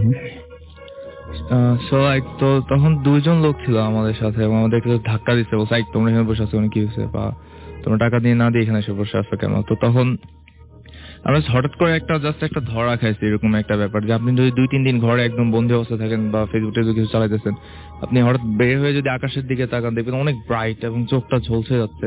হঠাৎ করে এরকম মনে হলো এবং আমরা দেখতেছি সামনে কিছু নাই, এবং যে ঝোলানো যে বাচ্চা ছিল বা তার যে ব্লাডটা পড়তেছিল, ইভেন কেবিনের যে বেডটা যেটা হসপিটাল বেডের মতো সাদা, সেখানে কোনো ব্লাডের মার্কস নাই। আর যেই লোকটা ছিল তার মানে প্রায় এজ 30-35 এরকম এর মধ্যে হবে, and like he was not there, and like কিছুই ছিল না। এন্ড ওই দুটা লোক বলতেছে কি হয়েছে, তোমরা কি সমস্যাটা কি? আমরা বলছি আমরা একটা মানে অস্বাভাবিক কিছু হয়েছে এখানে, আমরা এরকম একটা দেখছি। ওরা বলছে ওকে ফাইন, আমরা ডিসকাস করতেছি, সমস্যা নেই, লঞ্চ প্রায় চলে আসতেছে। বের হয়ে আসার পর আমরা দাঁড়িয়েছি, উনি পানি এনে দিচ্ছে, আমরা খাইছি। এবং ওনার সাথে যখন শেয়ার করা হয়েছে উনি বলছে ইটস অলরাইট, কারণ এর আগে এরকম একবার হয়েছিল, কিছু মানুষ কিছু জিনিস শেয়ার করছে তাদের সাথে, যেটা একজন একভাবে দেখছে, বাট আমাদেরটা ছিল টোটালি ডিফারেন্ট এবং এরকম বিস্তর ভাবে কেউ কিছু দেখে নাই। এটা নিয়ে কথা বলে যাওয়ার পর চলে যায়, বলে ঠিক আছে লঞ্চ এখন বেড়ে গেছে, তোমাদের এখানে থাকার দরকার নেই, তোমাদের ব্যাগ যা আছে নিয়ে বাইরে আসো। বাইরে আমরা তখন 3 তলা থেকে 2 তলা নেমে লঞ্চের সামনের দিকে একটা খোলা জায়গা আছে, ওরকম জায়গায় দাঁড়ায় আছে এবং লঞ্চটা ভিড়ে গেছে, লোকজন নামতেছে, আমরা এখানে দাঁড়িয়ে ওয়েট করতেছি, ভিড় কমলে আমরা বের হবো এরকম। তো তখন দান ভাই আমাকে বলছে যে তুই যে ফার্স্টে গেলি কি দেখলি বা তুই আসলি না কেন, এরকম একটা কোশ্চেন। দেন আমার তখন আস্তে আস্তে মনে পড়তেছে যে কি হয়েছিল, যে আমি যখন ফার্স্টে উঠতেছিলাম, আমি আমার মতো উঠতেছিলাম এবং উঠে দেখি যে আমার রুমের দরজা খোলা, লাইক আমি চোর বা কেউ কি কিছু করতেছে, কারণ এটা চাবি ওদের কাছে থাকতে পারে। হঠাৎ করে বোরখা পরা একটা মেয়ে বের হয়েছে, মানে খুবই উইয়ার্ড, বোরখা, জাস্ট বোরখা, মেয়ে বা ছেলে বোঝা যাচ্ছে না, বোরখা, এবং বাতাসে তার একটা লড়তেছে, মানে সামনেই যাচ্ছে না পিছিয়ে যাচ্ছে বোঝা যাচ্ছে না, বোরখা টেপা বের হয়ে দৌড় দিয়ে গেল এবং আমি জাস্ট দৌড় দিয়ে আমার রুমের সামনে গেছি। আমি ওই লোকের দিকেও বা মহিলার দিকেও তাকাই নেই, মুভিটা দেখে আমি এখানে বসে উঠছি এবং দেখে একটা বাচ্চা এরকম ঝুলে আছে এবং ওই মুহূর্তে তানভীর হয়ে আসছে। জানি না কতক্ষণ ধরে দেখতেছি। এটা নিয়ে যখন ডিসকাস করতেছিলাম তখন জাস্ট নিচে তাকে আমরা যেটা দেখলাম, সেম একটা লোক, সাদা শার্ট পরা, তার এক কাঁধে একটা ব্যাগ টাইপের কিছু গ্রামের মানুষ গেলে যেটা নেয় প্রেসিডেন্ট সামথিং, তার একটা হাতে একটা বাচ্চা, বাচ্চাটা প্রায় 6-7 মাস বছর হবে। বাচ্চাটা জাস্ট অত কিছু বোঝা যাচ্ছে না, একটা বাচ্চা এবং তার সাথে একটা মহিলা যে লাইক বোরকা পরা এবং তারা দাঁড়ায় আছে, মুভমেন্ট নাই কোনো, দাঁড়ায় আছে। এবং এটা দেখে আমরা ওই লোকটা কি আমরা এরকম কিছু দেখছি, মানে আমাদের অনুভূতি নাই, মানে আমরা যেরকম ভূত দেখলে একদম শেষ, কেউ সেন্সলেস হয়ে গেছে, কেউ নিজেকে হাসপাতালে আবিষ্কার করে, আমরা এরকম কোথাও আবিষ্কার করিনি নিজেদেরকে। কিন্তু আপনাদের ওইটা মানে জাস্ট আপনি আমরা দেখতেছি বের হয়েছে আবারও সেই ওরকম। এখন ওরা কি উঠবে বা নেমে গেল বা কিছু, আমরা যেটা করা উচিত ছিল আমরা সেটা করি নাই। আমরা জাস্ট ওইদিকে না যাই, আমরা জাস্ট আমাদের মতো চলে আসছি গ্রামে। এবং রিক্সা দিয়ে যখন যাচ্ছিলাম প্রচন্ড ভয় পাচ্ছিলাম, বাড়িতে যাওয়ার পর জ্বর হয়েছে, মানুষের সাথে শেয়ার করা হয়েছে আর কি। পরে ঝাড়ফুঁক টাইপের কিছু ম্যানেজ করছে আমাদের ফ্যামিলি। আপনাদের যখন ঝাড়ফুঁক করার সময় আপনাদের যে হুজুর এসেছিলেন, সেই হুজুর কিছু বলেছেন এই সম্পর্কে? না, সেই হুজুর ছিল গ্রামের হুজুর, আমাদের ওইখানে মানে যে গ্রাম মহিষাদী গ্রাম, সেই গ্রামের একদম মানে আমাদের কাছাকাছি যে মসজিদ ছিল তিনি। আর আমি একটা জিনিস জিজ্ঞেস করি যে আপনারা এই যে হুট করে দেখলেন, এর আগে কখনো আপনারা লাইফে কখনো ভয় পেয়েছেন নাকি? ভয় তো সাধারণত আমরা পাইতাম ভূত এফএম শুনে, যখন আমরা টায়ার্ড হয়ে যেতাম আমাদের বোরিং লাইফ নিয়ে। এছাড়া আমরা হরর মুভি বা অন্যান্য, গ্রামে গেলে একটু শিভারিং ফিল হইতো যখন বনের মাঝখানে যেতাম কবরস্থানের সামনে। তো এইটা রিটায়ারলি আমাদের লাইফে ফার্স্ট, মানে কোনোদিন কোনো এক্সপেরিয়েন্স ছিল না? এক্সপেরিয়েন্স লাইক বলতে যে আমরা সবাই ফ্রেন্ডরা বসে আছি কারো বাসায় বা গ্রামে, এন্ড সাডেনলি একটা দরজা খুলে গেছে, এরকম ছোটখাটো জিনিসপত্র হয়েছে। These are like normal stuff. We took it like normal, that আমরা এক্সপ্লেন করতে চাইও নাই। ওকে ফান, একটা মজার জিনিস হইলো, ঠিক আছে। কিন্তু this one right here, it was different. It was really different, and এখনো মাঝে মাঝে মনে হয় যে আমরা কি আসলে দেখছিলাম বা স্পিরিট, I don't know. এটা কখনোই হ্যালুসিনেশন হতে পারে না, আমরা কখনোই ভাবি না যে একটা হ্যালুসিনেশন হতে পারে না। তার প্রথম কারণ সেটা হচ্ছে মানে যদি যুক্তি দেই, তার প্রথম কারণ হচ্ছে দুজন একসাথে দেখেছেন এবং দুজন দুই সময়ে ঢুকেছেন, একজন আগে ঢুকেছেন, একজন পরে ঢুকেছেন, not in the same period. Exactly. এবং আপনাদের মাথার মধ্যে ওই ধরনের কোনো চিন্তাও তখন ছিল না, মানে ভয় পাওয়ার মতন প্রস্তুতি বা অন্ধকার একটা রাস্তা, এখানে শুনেছি আগে অনেক কিছু ঘটতো, আজকেও ঘটতে পারে, এরকম কোনো ব্যাপার ছিল না। এভরিথিং ওয়াজ মানে নর্মাল। এবং আপনারা তার মাঝখানে হঠাৎ করে এসে যখন এই জিনিসটা দেখলেন, তখন আপনাদের ডেফিনেটলি মানে খুব, আমি এই জিনিসটাই বলি যে যখন আমরা অনেকে বলি, আমরা আফসোস করি যে আচ্ছা এত কিছু শুনি কোনোদিন আমি দেখতে পারলাম না। আপনিও বলছিলেন যে আপনাদের এটা মনে হতো, কিন্তু যখন আপনি দেখবেন না, আসলে আমরা যেরকম এক্সপেক্ট করি ওটা ওরকম হরর ফিল্মে যেমন একজন আসে একজনকে মেরে নিয়ে হলো, খেয়ে নিয়ে হলো, এরকম নয়। জাস্ট আপনি দেখবেন, আপনি জাস্ট এক্সপিরিয়েন্স করেন। ইটস লাইক আপনি একটা ফিল্ম দেখলেন, ইটস লাইক আপনি একটা নাটক দেখলেন, একটা নাটক দেখতেছেন, মাঝখানে একটা ছোট একটা অ্যাড দেখলেন, এরকম। সেকেন্ড টাইম কখনো দেখতে চান? আমি একটু মাইকে বলতে হবে। আমরা যেটা দেখতেছিলাম যে ওটা আমরা একটা এক্সাইটমেন্টে ছিলাম যে আমার কাজিনের বিয়ে, আমার এক্সাইটিং মুভমেন্টে ছিল। তো এক্সাইটিং মুভমেন্টে যে এই জিনিসটা হয়ে যাবে এটা কোয়াইট ইম্পসিবল। তো নেক্সট টাইম বেটার হবে যে এই জিনিসগুলো কখনো না দেখাটাই বেটার। এক্স্যাক্টলি। সো আমরা শুনলাম আপনাদের কাছে আসবো। আপনি বলছিলেন যে আপনাদের সাথে তেমন কিছু এরকম ঘটেনি, কিন্তু আপনাদের বাসায় কিছু ঘটনা ঘটে। হ্যাঁ, একটু যদি বলতেন ছোট্ট করে। আমি সিম্পলি একটা শর্ট ফর্মে একটা কিছু বলতে পারি যেটা আমার ফ্যামিলির সাথে লাইক দ্যাট, মানে আমার ফাদারের সাথে ঘটে গেছে, বাট আমি ব্রিফে যাব না, ছোট একটা জিনিস বলবো। যে আমাদের বাসা ছিল আপনার নিচতলায়। তো আমার আব্বু আসল নামাজের পরে তসবিহ পড়তেছিল। তসবিহটা ছিল আমাদের বারান্দার আপনার রেলিংটার উপরে, যার উপর সাইডটা ছিল কোনো লোহা বা কোনো কিছু দিয়ে না, জাস্ট শুধু ওয়াল ছিল, ওয়াল উপর বসে তসবিহ পড়তেছে আব্বু। দেন তসবিহ যখন পড়তে পড়তে ইন দ্যাট টাইম আব্বুর হাত থেকে হঠাৎ তসবিহটা টান দিয়ে নিয়ে গেছে, নিয়ে যে এই আমাদের বারান্দার সামনে বৃষ্টি হয়েছিল। তো বৃষ্টির সাথে আপনার ম্যাচ করে ড্রেনের কিছু পানি ছিল, তো ওটা মানে একটু ময়লা ছিল। তো ময়লা পানিটা আমার যে বাসার সামনে ছিল, এটা ছিল আপনার চিরঙে নেভি হাসপাতাল গেটে নাহারভিলা। বাসাটাও বলে দিলাম, নাহারভিলাটা চিনে যারা চিরঙে ছিল, ওটার সামনে কিছু স্পেস আছে ওই ময়লা জায়গাটায়। তো আব্বুর হাত থেকে তসবিটা ডিরেক্ট কে নিয়ে গেছে সেটা আব্বু জানে, আব্বুর সামনেই ঘটছে সবকিছু। আব্বুর হাত থেকে নিয়ে যে জাস্ট যে ওই যে ময়লা পানির ভিতরে তসবিটা ফালা দেওয়া হয়েছে। তো ফালা যাওয়ার পর আব্বু আর কোনো কিছু বলে নাই, আম্মুকে জাস্ট ডাক দিল। আম্মুকে ডাক দেওয়ার পরে আম্মু ওখান থেকে তসবিরটা এনে সোনার উপর পানি দিয়ে রেখে দিছে। That's it. আমি এর থেকে আর বেশি কিছু বলতে যাচ্ছি না, কারণ যেহেতু আমার ফ্যামিলির সাথে করি। মানে কিন্তু এটা হচ্ছে আপনার, আপনি বিশ্বাস করেন যে আসলেই? আমি বিশ্বাস নেই এটা, আমি 100%। কারণটা হচ্ছে যে এটা আমার ফাদারের সাথে আমি মানে আপনি বলতে যাচ্ছেন না, কিন্তু আপনি আমাকে অনেক কিছু অফেয়ারে বলেছেন, সেটা হয় নাই বললেন, বাট আপনি সামনাসামনি দেখেছেন, এটা আমি বিশ্বাস করি। ওকে, থ্যাংক ইউ ভেরি মাচ। হ্যাঁ, কি বলবেন? ওয়েল, আমি আর কি অ্যাড করতে চাচ্ছি যে যখন আমরা ওই আমাদের লঞ্চ কাহিনীটা হলো এবং সেটার পরে যখন আমরা গ্রামে যাই এবং এটা শেয়ার করা হয়, আমাদের ছোট মামা তখন ছিলেন গ্রামে, যেহেতু একটা বিয়ে অকেশন হবে, তো তার সাথে সে অনেকটা ফ্রেন্ডলি আমাদের সাথে, এবং তিনি যেটা বললেন যে ইটস অল রাইট, এটা হয় যে জিন ইনসান দুজনই আল্লাহ সৃষ্টি করছেন, এরকম একটা ব্যাপার। তো মামা আমাদের সাথে একটা ছোট ব্যাপার শেয়ার করছিলেন যে তিনি যখন গ্রামে থাকতেন তখন অনেক আগে, দেখেন লাইক 15 years ago, এরকম 2000 বা 1998 এরকম। তো গ্রামে যখন আমাদের নানু বাড়ি, ওইখানে জাস্ট 3টা ঘর ছিল, আমরা গ্রামে যেটা জানি অনেকগুলো ঘর মিলে একটা বাড়ি এরকম হয়। তো মামা যখন ছোট ছিলেন তখন তিনি অলওয়েজ একটা পাইপ নিয়ে ঘুমাইতেন, একটা জিআই পাইপ বলে যেগুলোকে, এটা সাধারণত চোরকে পেটানোর জন্য, ভূতকে না। অস্বাভাবিকভাবে ওই দিন মামা শব্দ শুনতেছিল, এবং এটা সাধারণত কোনো চোরের সাউন্ড একটা রাতে। আচ্ছা। এবং মামা বের হন, ভাবছেন যে কোনো চোর বা এরকমই হবে, এবং তিনি সেই পাইপটা নিয়ে বের হন। বের হয়ে বাড়িতে 3টা ঘর, 3 দিকে এবং মাঝখানে একটা উঠান, এবং তার এক কর্নারে একটা বাকির ঘর, যেটা মানে মাটির চুলা যেখানে রান্না করা হয়, এবং সেখানে মামা দেখলেন একটা বয়স্ক মহিলা, খুবই বয়স্ক মহিলা, লাইক 90 এজ এরকম বয়স্ক মহিলা, এবং উনি মানে মাটির যে চুলাটা আছে সেখান থেকে কিছু ছাই হয় পড়ার পরে সেটা উঠাচ্ছেন এবং উঠায় এক পাশে রাখতেছেন। মামা খুব ভয় পেয়েছে জিনিসটা দেখে, কারণ সাধারণত তিনি ওনাকে কখনো গ্রামে দেখেন না, এবং এটা খুবই উইয়ার্ড একটা অ্যাক্ট, কারণ পাগল হলে এই কাজটা করবে। চুলা থেকে অ্যাশ উঠে পাশে রাখতেছে, এবং তার কোনো মানে একটা রিদমিক ওয়েতে সেটা করতেছে, অন্যদিকে তাকাচ্ছে না, সে তার মনে কাজ করতেছে। মামা গিয়ে বললো যে কে এখানে? সে বলছে যে এরকম তুই করে বলতেছে যে তুই চলা যা, সমস্যা নাই, আমি এখানে আসছি ঘুরতে। যে তখন মামা এরকম একটা আইডিয়া করছিল যে প্যারানর্মাল কিছু হবে, এবং তিনি বলছিল যে কোত্থেকে আসছিস তুই এখানে, কেন, কে তুই? সেও তুই করে বলা শুরু করছে, এবং মামা বলতেছিলেন এভাবে, এবং সে বলছে যে আমি ইন্ডিয়া থেকে আসছি এবং আমি এই বাড়িটা দখল করবো, এখানে কে কে আসছো তোমরা বের হও, এইসব টাইপের আচুরি কথা বলতেছিল। এবং মামা এটা নিয়ে খুবই রাগ হয়, এবং তিনি খুব সাহসী ছিলেন, কেন আমি জানি না, মামা এটা আমার সাথে শেয়ার করছেন, এবং তিনি হয়তো এখন শুনতেছেন আমাদের ছোট মামা।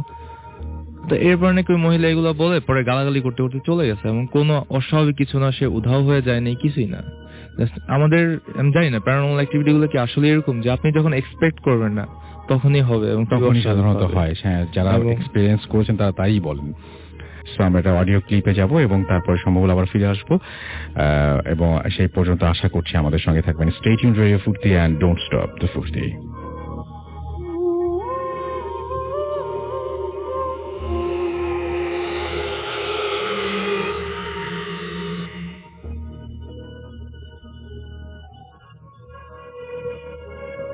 আসসালামু আলাইকুম, আমি কাজী আবু রায়হান, আমি সৌদি আরবের একজন প্রবাসী, আমার বাড়ি বরিশালের গ্রনদীতে। সো আজকে আমি আপনাদের সাথে যে ঘটনাটা শেয়ার করতে যাচ্ছি সেই ঘটনা আমার সাথে ঘটে যাওয়া একটা ঘটনা। 2013 সালের ঈদের দিন আমার সাথে সর্বপ্রথম ঘটে ঘটনাটা এরকম যে আমি 2013 সালের ঈদের দিন রাত্রবেলা আমাদের কাজ হয়েছে, আমরা ওয়েটারের কাজ করি। সো আমাদের এখানে প্রায় 2 থেকে 300 লোকজনের পার্টি হয় ঈদের দিন রাত্রবেলা। এখানে চা গাওয়া, কফি দেওয়া হয়, তারপর এখানে খানা আসে, সবাই এখানে খানা খায় চলে যায়। সো আমার মালিক এখানে খুব একটা বড় একটা বিজনেসম্যান, নাম করা একটা সৌদি আরবের বিজনেসম্যান। সো আমি তার নামটা উল্লেখ করতে চাই না, তার বাড়িতে। সো একদিন ঈদের দিন রাত্রবেলা, 2013 সালের ঈদের দিন রাত্রবেলা আমি দেখতেছি কর্নারে এক সৌদি বসে আছে, খুব ভালো জামা কাপড় গায়ে দেওয়া। আমি তার কাছে গেলাম, তাকে জিজ্ঞাসা করলাম, স্যার আপনাকে আমি চা গাওয়া এনে কফি কিছু দেবো? সে বললো না, আমার লাগবে না। সো আমি এরকম আধা ঘন্টা 1 ঘন্টা পর আবার গিয়ে জিজ্ঞাসা করলাম, স্যার লাগবে কিনা কিছু? বললো না। এরকম 2-3 বার জিজ্ঞাসা করলাম। তো এক সময় সে আমাকে ডাক দিল, কেন? সে আমাকে জিজ্ঞাসা করলো তোমার নাম কি? আমি বললাম আমার নাম রায়হান। সো সে আমাকে বললো যে তুমি আমার বড় ভাইয়ের নাম নিয়ে বললো, তুমি কমকের ভাই? আমি বললাম বললো ভালো। তারপর বললাম একটা কাজ দেবো, করতে পারবা? আমি বললাম হ্যাঁ বলেন। সে বললো যে ওইখানে একটা লোক আছে, তার নাম শেখ সানা, তুমি জানো? আমি বললাম হ্যাঁ আমি জানি তাকে। বললো যাও গিয়ে তাকে সালাম দাও। বলবা যে আমাকে সালাম দিছে। আমি বললাম আচ্ছা ঠিক আছে, কিন্তু আপনি জান আপনি সালাম দিলে তো ভালো হয়। বলতেছে না তুমি গিয়ে সালাম দাও তাতেই হবে।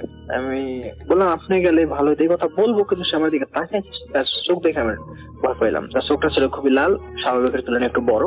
যাই হোক, সে আমাকে কথা বললাম। আমি বললাম আপনার নামটা কি? সে বললো সুলেমান বিন খালিদ। আমি বললাম ওকে। আমি গিয়ে তার চাচাকে কথাটা বললাম, সালাম দিলাম। তার চাচা বললো ওয়ালাইকুম আসসালাম, কথাটা বললাম। কিন্তু যখন আমি নামটা বলছিলাম তখন তার চাচা আমার দিকে তাকাইছিল শেখ সালে। যাই হোক, ঘটনা চলে গেল। তার থেকে 2.5 মাস পর সেম ঘটনা, সে আমাকে এরকম বললো সালাম দিতে। আমি তার চাচাকে গিয়ে সালাম দিলাম। সে তার চাচা আমার দিকে তাকাইছিল শুধু, কিন্তু কিছু বলে নাই। 2013 গেল, 2014 সালে সেম ঘটনা। ঈদের দিন, কোরবানির দিন একই ঘটনা। তো 2015 সালে এবছর আর কি ঈদের দিন, ঈদের রাত্রবেলা ওই দেখে আমি সেই কর্নারে বসে আছি। আমি তাকে গেছে আগে দিন বললাম যে দেবো কিনা। সে বললো না আমার কিছু দরকার নেই, থ্যাংক ইউ, মানে আরবিতে বললো। আমি তাকে, যাই হোক, আমি তাকে বললাম যে আমি যেহেতু এতদিন যাবো তার সাথে পরিচয়, তো আমি তাকে জিজ্ঞাসা করলাম আপনাকে আমি শুধু ঈদের দিনে দেখি, কোরবানির দিনে দেখি, অন্যান্য পার্টিতে আসেন না কেন? সে বলে আমি এমনিতে আসি না। তারপর আমি জিজ্ঞাসা করলাম আপনি চা কফি কিছুই খান না, কাউকে সালাম দেন না, খাবার খান না, চলে যান শুধু কেন? সে বলে আমার ভালো লাগে না। আমি বললাম ওকে, কথা বলে চলে গেলাম।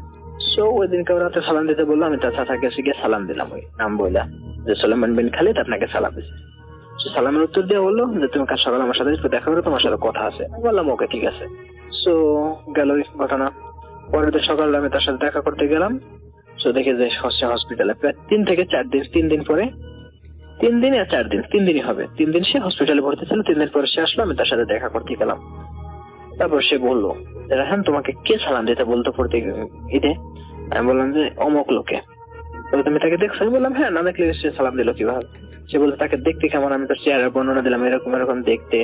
তারপর যে তার গালে ডাইন সাইডে কানের নিচে একটা টিলা আছে বড়, এরকম বসে বর্ণনা দিলাম। পরে বললাম হ্যাঁ ঠিক আছে। তারপর বললো তুমি জানো সে কে? আমি বললাম না। সে তারপরে কবিলের চাচা বললো, আমার মালিকের চাচা বললো সে তোমার আমার ভাইপো, তোমার মালিকের ছোট ভাই। আমি বললাম তাকে তো কোনো সময় দেখি না। পরে বললো সে মারা গেছে।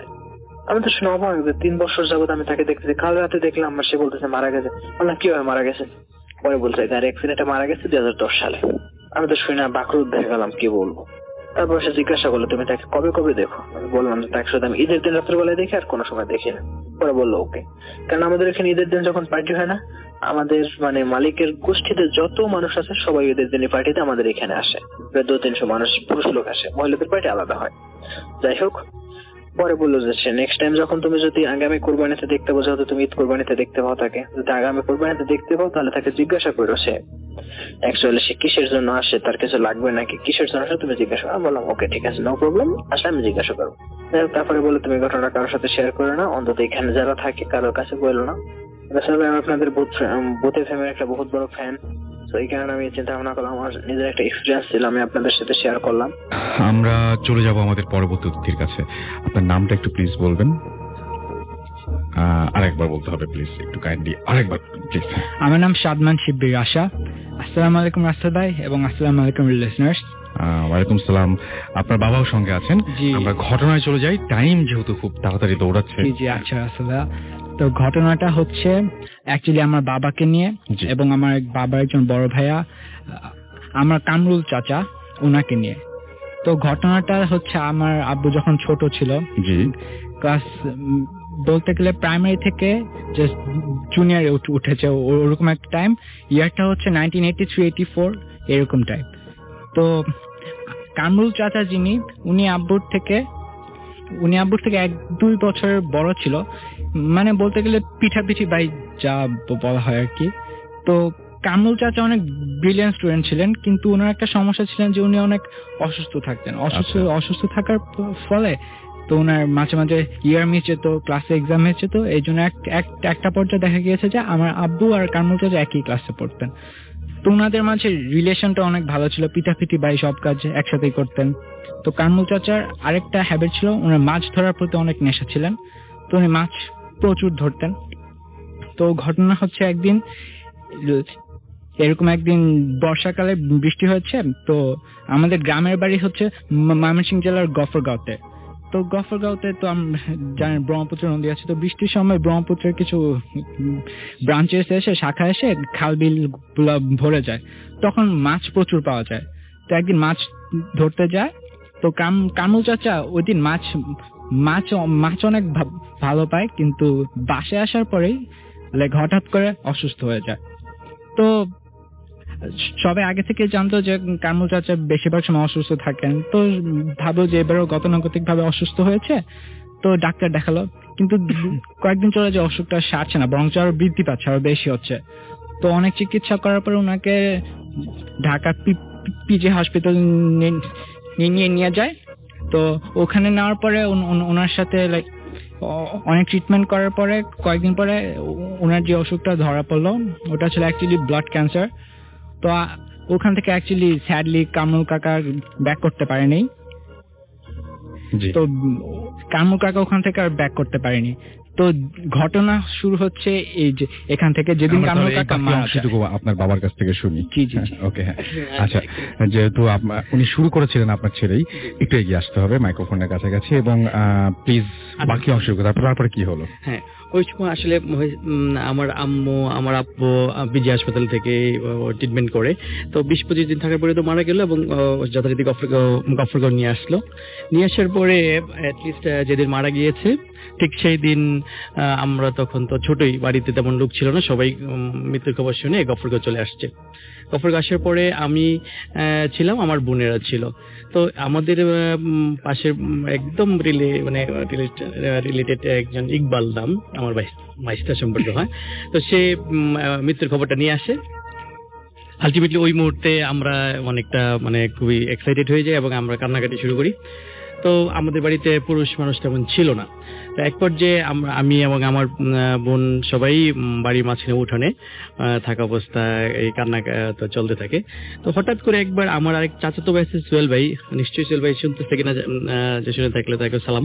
ওকে, সোহেল ভাই সে আমাকে হঠাৎ করে তার একদম হুবহুব সে আইসা বলতেছে কি যে শিবির চল গফরগাঁও যাই। তো গফরগাঁও যাই এই কথা বলার সঙ্গে সঙ্গে আমি একেবারে তার সঙ্গে রওনা দিয়ে দিই।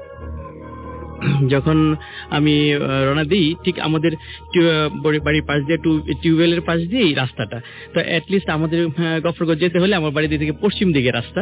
তো দেখি যে খুব তাড়াহুড়ো করে সে আমাকে একদম বাম হাত ধরে টেনে টেনে নিয়ে যাচ্ছে।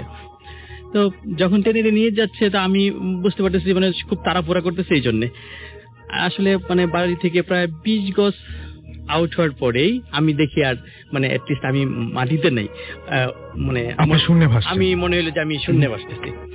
তো এরকম একটা সিচুয়েশনে যখন আমি বললাম সোহেল ভাই কি করতেছো, এত তাড়াহুড়া করতেছো, যখন আমি তার দিকে তাকানোর পরেই তো দেখি যে এমন বিকট চেহারা, দাঁত কেমন লম্বা, কি যে একটা অবস্থা। আমার তো এখনো শরীর শিউরে যে আজকে আপনার ছেলে রাশা বারবার করে বলছিলেন একটা কথা, যে এখনো আপনি বলতে গেলে আপনার নাকি সমস্যা, আমার একদম টোটালি অবস্থা, কারণ একটা জিনিস শোনা একরকম আর আপনি একদম সামনে থেকে এরকম দেখেছেন।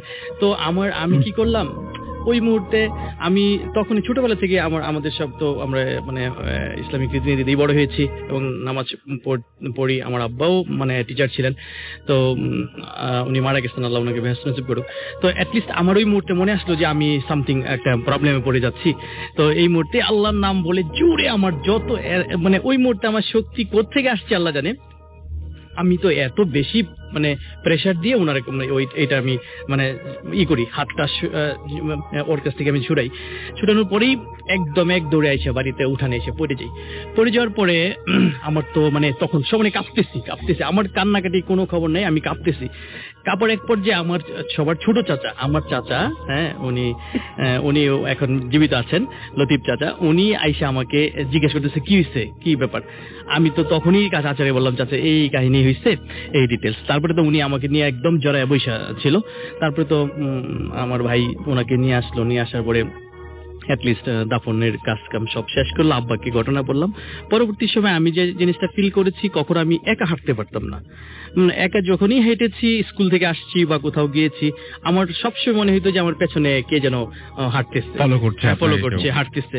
তো এইটা অনেক দিন থেকেছে। তারপরে মাঝে মধ্যে আমি স্বপ্নে ঘুমিয়ে স্বপ্নে দেখতাম যে অ্যাটলিস্ট আমাকে তাড়া করছে। তাড়া করতে এক পর্যায়ে আব্বাকে হঠাৎ আমি পেয়েছি, আব্বা আমার সামনে দাঁড়ানোর পরে এটা এফেক্ট করতে পারে নাই এরকমটা। এবং এটা একদম সিরিয়াস লাইফে এরকম একটা এক্সপিরিয়েন্স, মানে চরম একটা ব্যাপার। তো আল্লাহর মতে আমি এখন ভালো আছি, কিন্তু আমি ওই ভাইয়ের সঙ্গে আমার খুবই মানে একটা আন্ডারস্ট্যান্ডিং ছিল, যদিও আমরা খুব মানে একসাথে অনেক বড় হয়েছি। কিন্তু আমি মাঝে মধ্যে স্বপ্নে দেখি যে ওই ভাই আমি আবার দুই ভাই একসাথে আমরা কোথাও মার্চ করতেছি এখনো। হ্যাঁ, এবং আমি মনে করি, আমি অনেক প্রাউড ফিল করি যে ভাই তোমাকে পেয়ে গেছি, মানে আমি অনেক শক্তি ফিল করি, মানে আমরা বিজনেস ভালো করব, আরো অনেক জায়গায় আমরা ড্রাইভ দিব, অনেক কিছু করব, এরকম একটা পর্যায়ে স্বপ্নে দেখি। পরে হঠাৎ করে স্বপ্ন ভাঙা যাওয়ার পরে আমার মনটা অনেক খারাপ হয়।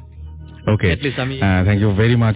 আমরা চলে যাচ্ছি আমাদের ঠিক আছে। আপনার নামটা একটু প্লিজ বলবেন, একটু কাছে এগিয়ে এসে তারপরে আপনি বলেন আপনার নামটা একটু বলবেন, তারপর আপনার ঘটনা শুনবো আমরা। হাই গাইস, আমি মোহাম্মদ শানুর রহমান সোহান, মিরপুর 14 নম্বর থেকে এসেছি। তো আমার সাথে যে ঘটনাটি হয় সেটা আমাদের মিরপুরের একটি পুরনো একটি বাড়িতে। তো আমি সরাসরি আমার ঘটনা চলে যাচ্ছি রাসেল ভাই। তো আমার যে বন্ধুর বাড়িতে আমার সাথে যে ঘটনাটি ঘটছে সেটা হচ্ছে আমি মিরপুর একটা জায়গায়, আমি যে কোনো কারণবশত আমি জায়গাটার নাম বলতে পারছি না। তো আমার ফ্রেন্ডের বাড়ি রীতিমতো যখন ফ্রেন্ডের বাড়িতে যখন আর কি আপনার কাজ কমপ্লিট হয়ে যাবে, ঠিক এরকম একটা সময় আমার ফ্রেন্ডের বাবা মা কোনো একটা তাদের পারিবারিক কারণে তাদের গ্রামের বাড়ি তাদের যেতে হয়। তো আমার ফ্রেন্ড একা থাকতে ভয় পাবে এটা ভেবে আমাকে কল করলো যে সোহানা এরকম আমার বাসায় আমাকে একা থাকতে হবে রাতে, তো তুই আয়। তো আমি আমার ফ্রেন্ডের সাথে তার বাসায় থাকার জন্য রাতে আমার ফ্রেন্ডের সাথে গেলাম। তো যাওয়ার পরে আমরা আর কি দোতলায় ছিলাম আর কি। তো আমরা দোতলায় আর কি রুমে আমরা বিছনার মতো করে আমরা আর কি সবাই একসাথে বসে আমরা আর কি গল্প করতেছিলাম। তো গল্প করতে করতে প্রায় রাত্র 1-2টা বেজে যায়। হঠাৎ করে আর কি আমার চোখ ফ্লোরের দিকে পড়ে। তো একটা জিনিস আমি খেয়াল করলাম, নর্মালি ছেলেদের মাথার চুল যত বড় হোক বাট এত বড় হবে না। ফ্লোরের বিভিন্ন জায়গায় মেয়েদের মাথার চুলের মতো ছড়ানো ছিটানো, এবং সংখ্যা সেটা বেশি না, খুবই কম, কিন্তু অনেক বড় বড় চুল।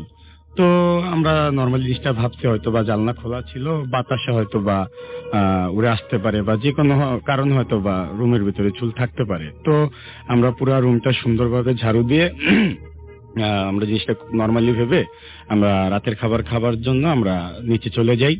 তো নিচে আমরা রেস্টুরেন্ট থেকে আমরা রাতের ডিনার কমপ্লিট করে আমরা বাসায় ব্যাক করি। তো রাসেল ভাই, আমি আরেকটু কথা বলতে ভুলে গেছিলাম যে আমার বন্ধুর বাবা এই জমিটা যার কাছ থেকে কিনেছে তাদের মুখে নাকি শুনছে যে জমিটা অনেক বছর আগে যুদ্ধের কিছু বছর পর সেই জায়গাটা নাকি একটা পারিবারিক একটা কবরস্থান ছিল।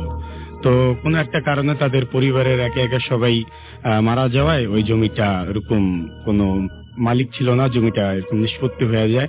তো ওই জমিটা আমার ফ্রেন্ডের বাবা তার কাছ থেকে খুব অল্প দামে পাওয়ায় আমার ফ্রেন্ডের বাবা তার কাছ থেকে জমিটা কিনে। তো এই কারণে আপনার আর কি আমি আর কি আমার ফ্রেন্ডের কাছ থেকে আর কি এই জিনিসটা আর কি জানতে পারলাম। এখানে আমি ঘটনার মাঝখানে কতটুকু আর কি বললাম। তো যাই হোক, আমি সরাসরি ঘটনায় চলে যাচ্ছি। তো তারপরে আমরা আমাদের ঘরে ঢুকে আমি লাইট অন করে যখন আমার চোখটা যখন আবার ফ্লোরে পড়লো, তখন আমি জিনিসটা দেখলাম যে আগের থেকেও পরিমাণে বেশি অনেক বড় বড় মেয়েদের মাথার চুল বিভিন্ন জায়গায় ছড়ানো ছিটানো আছে। তো আমি জিনিসটা ভাবলাম যে কি ব্যাপার, আমি তো সম্পূর্ণ রুম লকড করে সম্পূর্ণ রুম ঝাড়ু দেওয়া সুন্দরভাবে আমি চলে গেলাম, এই চুলগুলো এখন কোথা থেকে আসলো? তো আমি আমার ফ্রেন্ডকে জিনিসটা দেখালাম, আমার ফ্রেন্ডও জিনিসটা বললো যে হ্যাঁ আমিও জিনিসটা খেয়াল করছি, কিন্তু আমি আসলে তোকে কিছু বলি নাই, হয়তো বা তুই জিনিসটা দেখে বিভ্রান্ত হইতে পারো। তো প্রথম দিন এটা ছিল প্রথম দিনের স্টোরি। তো প্রথম দিন যাক এইটুকু ঘটনা ছিল। দ্বিতীয় দিনের ঘটনা বলছি। দ্বিতীয় দিন ঠিক রাত্র 1টা কি 2টার দিকে, তো আমি বাথরুমে যাব, সেই জন্য আমি ঘুমের থেকে বিছানা থেকে নিচে দাঁড়াই আর কি। তো আমি আর কি শুনতে পাচ্ছি যে পাকঘরের থেকে হয়তোবা কোনো আওয়াজ আসতেছে। তো আমি হয়তোবা ভাবলাম যে বাইরে হয়তোবা হালকা হালকা বৃষ্টি হচ্ছে, তো হয়তোবা জানলা খোলা, এই কারণে হয়তোবা আওয়াজটা আছে। তো আমি চেক করার জন্য আমি পাকঘরের দিকে আগাই। তো আমি কিচেনে যাওয়ার পরে আমি জিনিসটা দেখলাম যে কিচেনের জানলা সম্পূর্ণ অফ করা, কিন্তু কিচেন থেকে আমি জাস্ট রিয়েলাইজ করতে পারতেছি যে এক ধরনের একটা ফিলিংস, মানে আমি কেউ এখানে উপস্থিত এরকম একটা অস্তিত্ব আমি আমার নিজের কাছে মনে হইলো যে আমি ছাড়া এখানে অন্য কেউ আছে। তো যাই হোক, আমি লাইটটা অন করি, লাইটটা অন করে সবকিছু চেক করে দেখা আমি জাস্ট লাইটটা অফ করে আমি ব্যাক করে আমি রুমের দিকে যাব। ঠিক আমি এক স্টেপ দুই স্টেপ ফালানোর পরেই আমার নিজের হাতে বন্ধ করা লাইট হঠাৎ করে আমার দেখলাম লাইটটা অন হয়ে গেল। তো আমি জাস্ট একটা সেকেন্ড পিছে ঘুরে তাকায় আমি খুব ভয় পাই। আমি এক দৌড় দিয়ে আমি আমার রুমে চলে আসি। আমি আমার ফ্রেন্ডকে জিনিসটা বলি যে আমি নিজের হাতে লাইটটা অফ করছি, সে লাইটটা কিভাবে অন হয়। তো আমার ফ্রেন্ড আমাকে বলে যে হয়তো বা কোনো মানে ইলেকট্রিক কারণে বা যে কোনো একটা কারণ হয়তো বা তোমার হ্যালোসিনেশন, এটা হয়তো বা তোমার ভুল হয়েছে। তো যাই হোক, তো ওর বাবা মা গ্রামের বাড়ি থেকে ব্যাক করার পরে আন্টি আঙ্কেলকে বিষয়গুলো আমি বলি, আমার ফ্রেন্ড বলে।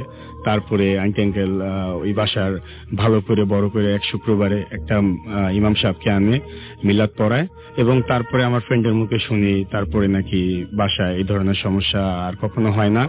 আর বিভিন্ন ধরনের যে আওয়াজ বাসা থেকে পাওয়া যেত সে আওয়াজও পাওয়া যায় না। আর ওই ফ্লোরের যে চুলের যে ব্যাপারটা ছিল সেই জিনিসটাও নাকি ভ্যানিশ হয়ে গেছে। তো রাসেল ভাই, এই ছিল আমার ঘটনা। অনেক ধন্যবাদ আপনাকে আপনার ঘটনার জন্য। আমরা কথা না বাড়িয়ে, যেহেতু সময় খুব কম, চলে যাচ্ছে আমাদের পরবর্তী অতিথির কাছে।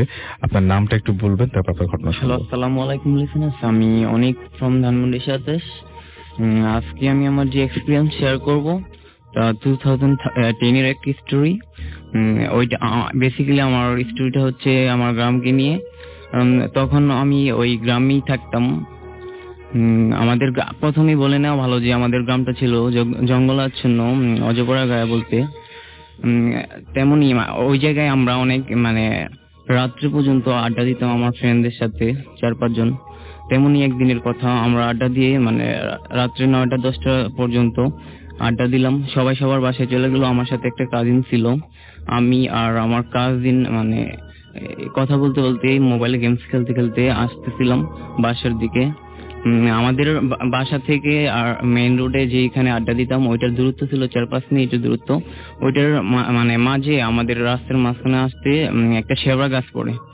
আমরা যখন মানে আড্ডা দিতে দিতে মানে দুইজন কথা বলতে বলতে আর গেমস খেলতে খেলতে মোবাইলের দিকে তাকিয়ে আসতেছি, ওই গাছটার কাছে মানে নিচে আসার পর মানে আমি সামনের দিকে তাকালাম, মানে দেখলাম যে অনেক দূর থেকে একটা লোক আসতেছে, পাঞ্জাবি পরা। মানে চেহারা বোঝা যাইতেছে না, অনেক দূরেই মোটামুটি। আমি ওই সময় ভাবলাম মেবি হয়তো মানে আমাদের গ্রামেরই কোনো চাচা হইতে পারে, কারণ ওনারা মাঝে মধ্যে পান সিগারেট খাওয়ার জন্য দোকানে যেত। তাই ভাবলাম। যাই হোক, আমি আমার মানে রীতিমতো গেমস খেলতে থাকলাম। যে সময় আমার মানে ওই লোকটা বা যাই হোক মানে আমার ডান পাশ দিয়ে ক্রস করবে, ওই টাইমে আমি আমার মানে চোখটা নিচের দিকে গেল রাস্তার দিকে। ওই সময় যা দেখলাম তা হলো লোকটার পায়ে ছিল কালো একটা বুট জুতা পরানো। মানে ওইটা দেখে আমি একটু নিয়ে অবাক হলাম, এবং উনি ক্রস করলো 2-3 সেকেন্ড পরেই আমি পিছনে তাকালাম। তাকানোর পর যা দেখলাম তা হলো পিছন সাইড দেখলাম যে মানে আলখেল্লা পরা সৌদি আরবের বাচ্চারা যেরকম থাকে ওই ড্রেস সেমই, কিন্তু উপরে মানে ওদের যেরকম ওই যে মাথার মধ্যে একটা সৌদি আরবেরই মানে পাগড়ি পরা থাকে, ওরকম একটা পরা পাগড়ি পরা। পিছন সাইড চুলগুলো একদম একটু বড় বড়ই, সাদা দেখতে, কিন্তু চেহারা দেখা যাচ্ছে না, পিছন সাইড দেখা যাচ্ছে। আমি এটা দেখলাম, মনে করলাম হয়তো আমার মনের ভুল, কিন্তু আমি সামনের দিকে তাকানোর পরে মানে আমার যেই কাজিনটা ছিল জয়, ওরে ডাক দিলাম, বললাম মানে এদিকে একটু দেখতো। ও তাকানোর পর দেখলো কই কিছু তো নাই। আমি সাথে সাথে ওর পর আমি তাকালাম, দেখলাম আমি ঠিকই দেখছি কিন্তু ও দেখছে না। ওকে আরেকবার ভালো মতো ডাক দিলাম, ও ভালো মতো মানে নিচ্ছে না ব্যাপারটা। ও তাকালোর পর দেখলো যে মানে আসলেই মানে লোকটা অনেক লম্বা আমাদের থেকে, মানে সাধারণত মানুষ যেরকম হয়ে থাকে। আমরা বুঝতে পেরেছি যে যেহেতু অন্য দেশের একজন লোক, আপনারা দেখলেন, তারপরে কি হলো? হ্যাঁ, দেখলাম, দেখার পর উনি একটু দ্রুত হেঁটে যাচ্ছে। আমরা ভাবলাম যে এটা কি আজকে আমরা দেখবো, এজন্য তারপরে কি হলো? হ্যাঁ, ওনার পিছনে গেলাম, কিন্তু একটা মোড় ছিল, মোড়ের ওইখানে যাওয়ার পরে মানে ওই লোকটা মানে দ্রুত হাঁটা শুরু করলো। তো আমরা যাওয়ার পর আর দেখতে পেলাম না, মানে উনি ভেনিশ হয়ে গেল। যাই হোক, মানে পরের দিন আমরা ভাবছি হয়তো যে আমাদের এলাকায় ওই বছরই অনেকেই হজে যাইতো, ওই ভাবছি হয়তো হজে থেকে আসছে বা এই ড্রেস নিয়ে আসছে, নামাজে এগুলো পরে আসছে, পরে আসতো জুম্মাতে, ওনারা কেউ হইতে পারে। আমরা সবার মানে যারা যারা ওই হজে গেছে ওদের সবার বাসায় খবর নিলাম যে উনি ওই দিনে ওই বাড়িতে ছিল কিনা। পরে দেখি মানে শুনলাম যে না, উনি কোনো রাত্রে ড্রেস পরে বের হয় নাই, এরকম ঘটনাটা। আসলে এই ঘটনাটা এইটাই। আমরা আমাদের আরো একজন গেস্ট আছে, আমরা তার কাছে চলে যাই। আপনার নামটা বলে আপনার ঘটনাটা বলুন প্লিজ। হ্যালো লিসেনার্স, আমি অর্ণব ইসলাম সৈকত, জি। জিগাতলা থেকে আসছি। আচ্ছা, সো আমার যে ঘটনাটা ভাই, এটা পটুয়াখালী জেলার আপনার বাইজিৎ গ্রামে, ওই জায়গাটার নাম হচ্ছে দেবগড় বলে চিনে সবাই। সো ঘটনাটা একটা বেসিক্যালি একটা বটগাছকে ঘিরে। সো আমি ওইখানে বেশ কিছুদিন আগে ঘুরতে যাই। সো ঘুরতে যাওয়ার পরে আমি বটগাছের ওইখানে ঘুরতে যাই। যাওয়ার পরে একটা মানে অদ্ভুত টাইপের একটা জিনিস দেখি বটগাছটাতে। সো বটগাছটাতে সবাই আর কি মানত করে। আপনি বলছিলেন বেশ ফুটো ফুটো কত জায়গা আছে ওখানে। আমি বলতেছি ওইটা ওই বটগাছটাতে মানত করে, এন্ড মানতের যে জিনিসগুলো আছে এগুলো আপনার ওইখানে বটগাছের চারপাশ দিয়ে পকেট পকেট করে ফুটা করে দেয়া আছে। সো ওই ফুটাগুলোর মধ্যে দেয়। আর প্রতি শুক্রবারে যে জিনিসগুলো জমা হয়, বাট জিনিসগুলা এন্ড যে টাকাগুলা জমা হয় ওগুলা সব বের করে আপনার ফকির মিসকিনকে ওখানে রান্না করে খাওয়ানো হয়। সো আমি পডকাস্টের কথা জিজ্ঞেস করি এটা মানে কিভাবে কি হলো। সো ওরা বলে যেটা যে 8 থেকে 9 বছর আগেও নাকি বটগাছটা এখানে ছিল না, ওইখানে নদী ভাঙ্গনের মতো অবস্থা ছিল। বটগাছটা কোথা থেকে আসছে বা কিভাবে আসছে কেউ জানে না। সো আমি ভাবি যে এটা হয়তো আজগুবে হবে। তো আমি ওদের সাথে এই বটগাছ নিয়ে ফান শুরু করে দিই যে এটা কি, তোদের গ্রামের লোকজন এগুলো কি করে। তো আমি মানে ওরা আমরা বলে যে এইসব বলিস না, তো ক্ষতি হতে পারে। আমার যে ফ্রেন্ড থাকে রাশিদ, ও আমাকে মানে তারা সবাই খুবই মানে জিনিসটা। সো আমাকে এইভাবে বলে। তো ওরা এক পর্যায়ে আমি অনেক বেশি ফান করাতে ওরা আমাকে চ্যালেঞ্জ করে যে যদি এমনটাই হয় তাহলে তুই একটা কাজ কর, ওইখান থেকে যে কোনো একটা জিনিস ওই গর্ত থেকে আমাদেরকে এনে দেখা। তো আমি প্রথমত যেতে রাজি হই না, যে আমি বলি যে আমি কেন যাবো। তো পরবর্তীতে ওরা ফানটা একটু মানে অনেক বেশি করে ফেলে। তো আমি আর মানে ওখানে থাকতে নেবে, আমি চলে যাই যে দেখি কি নিয়ে আসবো, কি হয় পরে দেখা যাবে। তো আমি যাই, নর্মালি যাই। বাট যাওয়ার সময় বেশি দূরের পথ না, 5 থেকে 7 মিনিট হাঁটলে ওদের বাসা থেকে বটগাছটা ওখানে যাওয়া যায়। তো আমি যাচ্ছি, যেহেতু বেশ বিদ্যুতে অন্ধকার টাইপ হয়ে গেছে। তো আমি মোবাইলে আলোটা জ্বালিয়ে ওখানে যাচ্ছি। তো যাওয়ার পথে কোনো প্রবলেম হয় না। সো আমি ভাবি যে হয়তো বা কোনো প্রবলেম হবে না। তো আমি যাই, যাওয়ার পরে ওই বটগাছটা পাড় দিয়ে আছে ইট দিয়ে। সো আমি পাড়ের উপর উঠে যখন হাত দিতে যাব তখন একটু একটু ভয় করছে যে যদি গর্তগুলোর মধ্যে কোনো সাপ বা অন্য পোকামাকড় টাইপ কিছু থাকে। তো আমি হঠাৎ করে এটা চিন্তা করতে করতে একসময় ভাবি যে যদি কিছু না নিয়ে যাই তো ওরা তো আরো বেশি এটা নিয়ে ফান করবে। তো আমি মানে কোনো কিছু মনে না করে চোখ বন্ধ করে হাত দিয়ে দিই। দেওয়ার পরে অনেক দেখি ভিতরে অনেক কিছুই, বাট আমার হাতের মধ্যে একটা কয়েন চলে আসে। ওটা হচ্ছে আপনি বের করার পরে ফোনের লাইট দিয়েই দেখি। দেখার পরে আমি জিনিসটা দেখি যে 1 টাকার কয়েন, যে অনেক আগে লাল একগুলা কয়েন ছিল না 1 টাকার সোনালী কালারে। সো ওই কয়েনগুলো দেখি। আমি তখন কি করি, কয়েনটা নেওয়ার পরে যখন পিছনে তাকানোর পর দেখি যে কয়েকটা কুকুর ওইখানে মানে এমনিতেই ঘোরাফেরা করতেছে। সো আমি কুকুর এমনিতেও ভয় পাই। তো আমি ওদেরকে ইয়ে না করে আমি সাইড দিয়ে যাওয়ার ট্রাই করি। তো আমি মোটামুটি নিজে মনের মধ্যে ভয় নিয়ে বাসায় চলে আসি। আসার পর ব্যাপারটা ওদেরকে আমি দেখাই জিনিসটা যে এদের দেখ আমি পয়সাটা নিয়ে এসেছি। তারপর কি সমস্যা শুরু হয়েছিল? হ্যাঁ, তারপরে ভাই সমস্যাটা শুরু হয়। আমি সেদিন রাত ওরা আমাকে বলে যে ঠিক আছে তুমি যখন নিয়ে আসছো তো তুমি একটা কাজ করো, এটা তোমার কাছে 7 দিন রেখে দাও। তুমি যদি 7 দিন রাখতে পারো তাহলে তোমরা আমাকে যেটা মানে তুমি আমার কাছে যেটা চাবা আমি ওইটাই করবো, ওইটাই দেবো বা তোমাকে।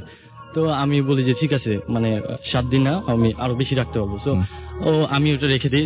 রাখার পর যে জিনিসটা হয়, আমি প্রতিদিন রাতে স্বপ্ন দেখা শুরু করি। ওখানে যে কদিন থাকি আমি প্রতিদিন রাতে স্বপ্ন দেখা শুরু করি যে আমি একটা রুমের মধ্যে জাস্ট এক কোনায় বসে আছি। রুমটার আর কি কোনো মানে দরজা ছিল না, জাস্ট একটা জানালা, আমার মানে ফ্রন্টে একদম সামনে একটা জানালা। জানালার মানে জানালাটা বেশ বড় ছিল। এন্ড শিক ধরে অনেকগুলা লোক বাহিরে, সব প্রায় বোঝাচ্ছে না কত বড়, বাট সাদা পাঞ্জাবি পরে সব লোকগুলা আপনার জানালার শিক ধরে মানে অনেক হইচই করতেছে, মানে ভেঙে ফেলবে আর ভেঙে এসে ওরা আমাকে মারবে। আমি এমনিতে ভয় পাই। তো এক সময় হয় কি, মানে লাস্ট যে স্বপ্নটার মোমেন্টে হয় যে ওরা জানালাটা যখনই ভেঙে ফেলে তখনই আমার ফ্রেন্ডটা আমার লাস্টের দিনে ও আমাকে ডাক দেয়। হঠাৎ আমি জেগে যাই। জেগে যাওয়ার পরে অনেক ভীত হই। ভীতর পর আমি আমার যে ফ্রেন্ড ছিল আসে, তো ওকে আমি বলি যে এই দোস্ত আমি এইরকম দেখতেছি, আমার অনেক মানে ভয় লাগতেছে। তো বলার পরে ওরা আর কি তখনই ওর যে মানে আর পাশে 2 জন ভাই ছিল ঘুমাচ্ছিল আমাদের সাথে, তো ওদেরকে ডাকার পর ওদেরকে বলে যে এই ব্যাপার। তো ওরা তখন জিনিসটা বলে যে হ্যাঁ আমরা জানতাম এরকমই হবে। তো ওরা তখন ওদের মানে বাবা মাকে ওটা শেয়ার করে। তো বাবা মা ওদেরকে গালাগালি করে যে তোরা জানতি এটা নিয়ে, এটা আমরা অনেক মানি বা এখানে এরকম প্রবলেম হবে, তো তোরা কেন কি এগুলো, ও ঘুরতে আসছে। তো জানার পর তারপরে হয় কি বেসিক্যালি তার কিছুদিন বলতে পরের দিনেই আর কি আমার অনেক বেশি জ্বর আসে। তো তারা তখন বুঝতে পেরে একটা ফকিরকে, মানে ফকির বা কবিরাজ যেটা বলে, ওনাদের ডাক দেয়। ব্যাপারটা ধীরে ধীরে সিরিয়াস হয়ে যায়। ডাকার পরে অনেকে জিনিসটা বলে, তো বলে যে জিনিসটা অনেক বেশি খারাপ করছে উনি, মানে আমার কথা বলে যে জিনিসটা অনেক খারাপ করছে। হ্যাঁ, সমাধান দেয়। উনি বলে যে পয়সাটা রেখে আসতে এন্ড আমাকে ওখানে ক্ষমা চাইতে। তো তারপর বলে যে আর কিছু করতে হবে, বলে হ্যাঁ একটা জিনিস করেন তাহলে হয়তো বা প্রবলেম গুলো একদম সলভ হয়ে যাবে। আপনি একটা কাজ করেন, শুক্রবারে যে ওইখানে ফকির মিসকিনকে খাওয়ানো হয়, ওইখানে আপনারা একটা মোরগ জবাই করে ওটা ওইখানে দিয়ে দেন, তাহলে হয়তো বা প্রবলেম গুলো আর হবে না। এভাবে ওখানে ওরা দিয়ে দেয়। আমি শুক্রবারে ওইখানে দেওয়ার পরে আমি ঢাকা ব্যাক করি, আস্তে আস্তে তারপরে আমি সুস্থ হয়ে যাই, আর কোনো প্রবলেম হয় না। এটাই ছিল। অনেক ধন্যবাদ আপনাকে আপনার ঘটনার জন্য।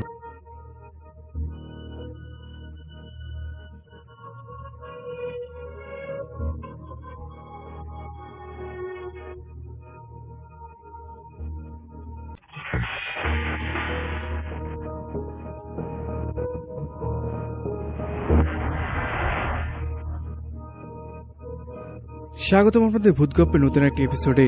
আমাদের চারপাশে এমন কিছু ঘটনা ঘটে যার ব্যাখ্যা বিজ্ঞান আজও দিতে পারেনি। সেরকম কিছু ঘটনা নিয়ে আমাদের প্রতিদিন অনুষ্ঠান ভূতগল্প। আপনারা চাইলে আপনাদের সাথে ঘটে যাওয়া ঘটনাগুলো আমাদের সাথে শেয়ার করতে পারেন। প্রতিদিনের মতো আজকে আমার কাছে কিছু ঘটনা রয়েছে, দেরি না করে চলুন শুনে আসা যাক। আমি যে ঘটনাটা বলবো সেটা আমার আম্মার কাছ থেকে শোনা। তারপর আমি আমার নিজের সাথে একটা রিসেন্টলি ঘটে যাওয়া একটা ঘটনা বলবো। সেটা অনেক আগের ঘটনা, সম্ভবত স্বাধীনের আগে। তখন হয়তো অনেকেই জানতো যে কমলাপুর রেলওয়ে স্টেশন কিন্তু তখন ফুলবাড়িয়া ছিল। এই তথ্যটা অনেকে জানে কিনা আমি জানি না। আমি নিজেও জানতাম। জি, ফুলবাড়ি ছিল, এটা আমিও জানতাম না, আমার আম্মার কাছ থেকে শোনা।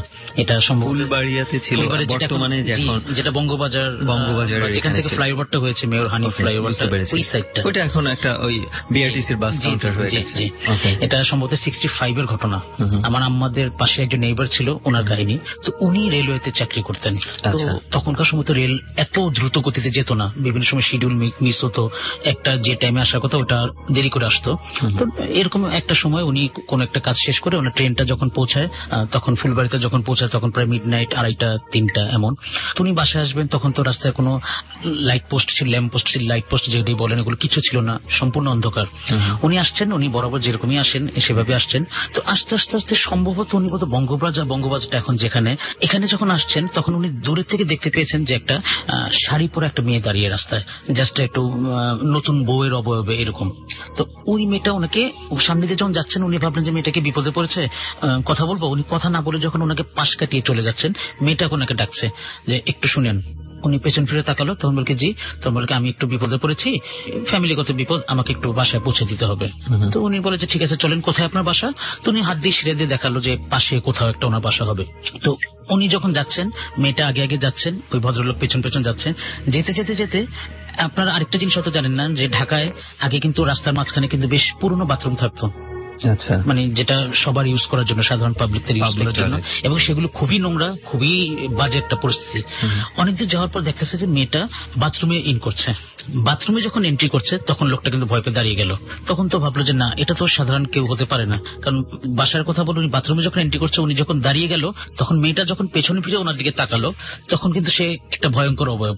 আগে সে সুন্দরী ফেসও নেই, কিছু নেই, জাস্ট উনি দেখে যখন ওটা যখন উনি দেখে ভয় পেয়ে যখন দৌড়াবে, তখন মেয়েটা কিন্তু যখন ওনার ঘাড়ে কিন্তু অ্যাটাক করার চেষ্টা করলো, যার ফলশ্রুতিতে বোধহয় সম্ভবত ওনার ঘাড়ের কিছু একটা অংশ ইনজিউর হয়ে গিয়েছিল। উনি কিন্তু ভয় পেয়ে রাস্তা দিয়ে দৌড় দিয়েছে। তখন দৌড়াতে দৌড়াতে তখন রাস্তায় কিছু যে পাহারা দেয় যারা, ওনাদের সামনে উনি হাঁপাচ্ছে। তো নাইট গার্ড ওনার পূর্ব পরিচিত ছিল, তো বললো যে ভাই কি হয়েছে? তখন বললাম যে ভাই আমি রাস্তায় এই জিনিসগুলো দেখলাম, আমাকে একটু বাসায় পৌঁছে দিয়ে আসো। তখন বললো আপনার ঘাড়ে কি? তখন বললো যে হ্যাঁ আমার প্রবলেম হয়েছে, আপনি আমাকে নিয়ে যান বাসায়। উনি যখন বাসায় ওনাকে পৌঁছে দিল, বাসায় পৌঁছে দেওয়ার পরে ওনার ওয়াইফকে দেখালো। যাই হোক, উনি রাত্রে খাওয়া দাওয়া করে ওনার ওয়াইফকে ঘটনা বলার পরে উনি যখন রাত্রে ঘুমাতে যাবে, ওনার কিন্তু রক্তবমি শুরু হলো হঠাৎ করে।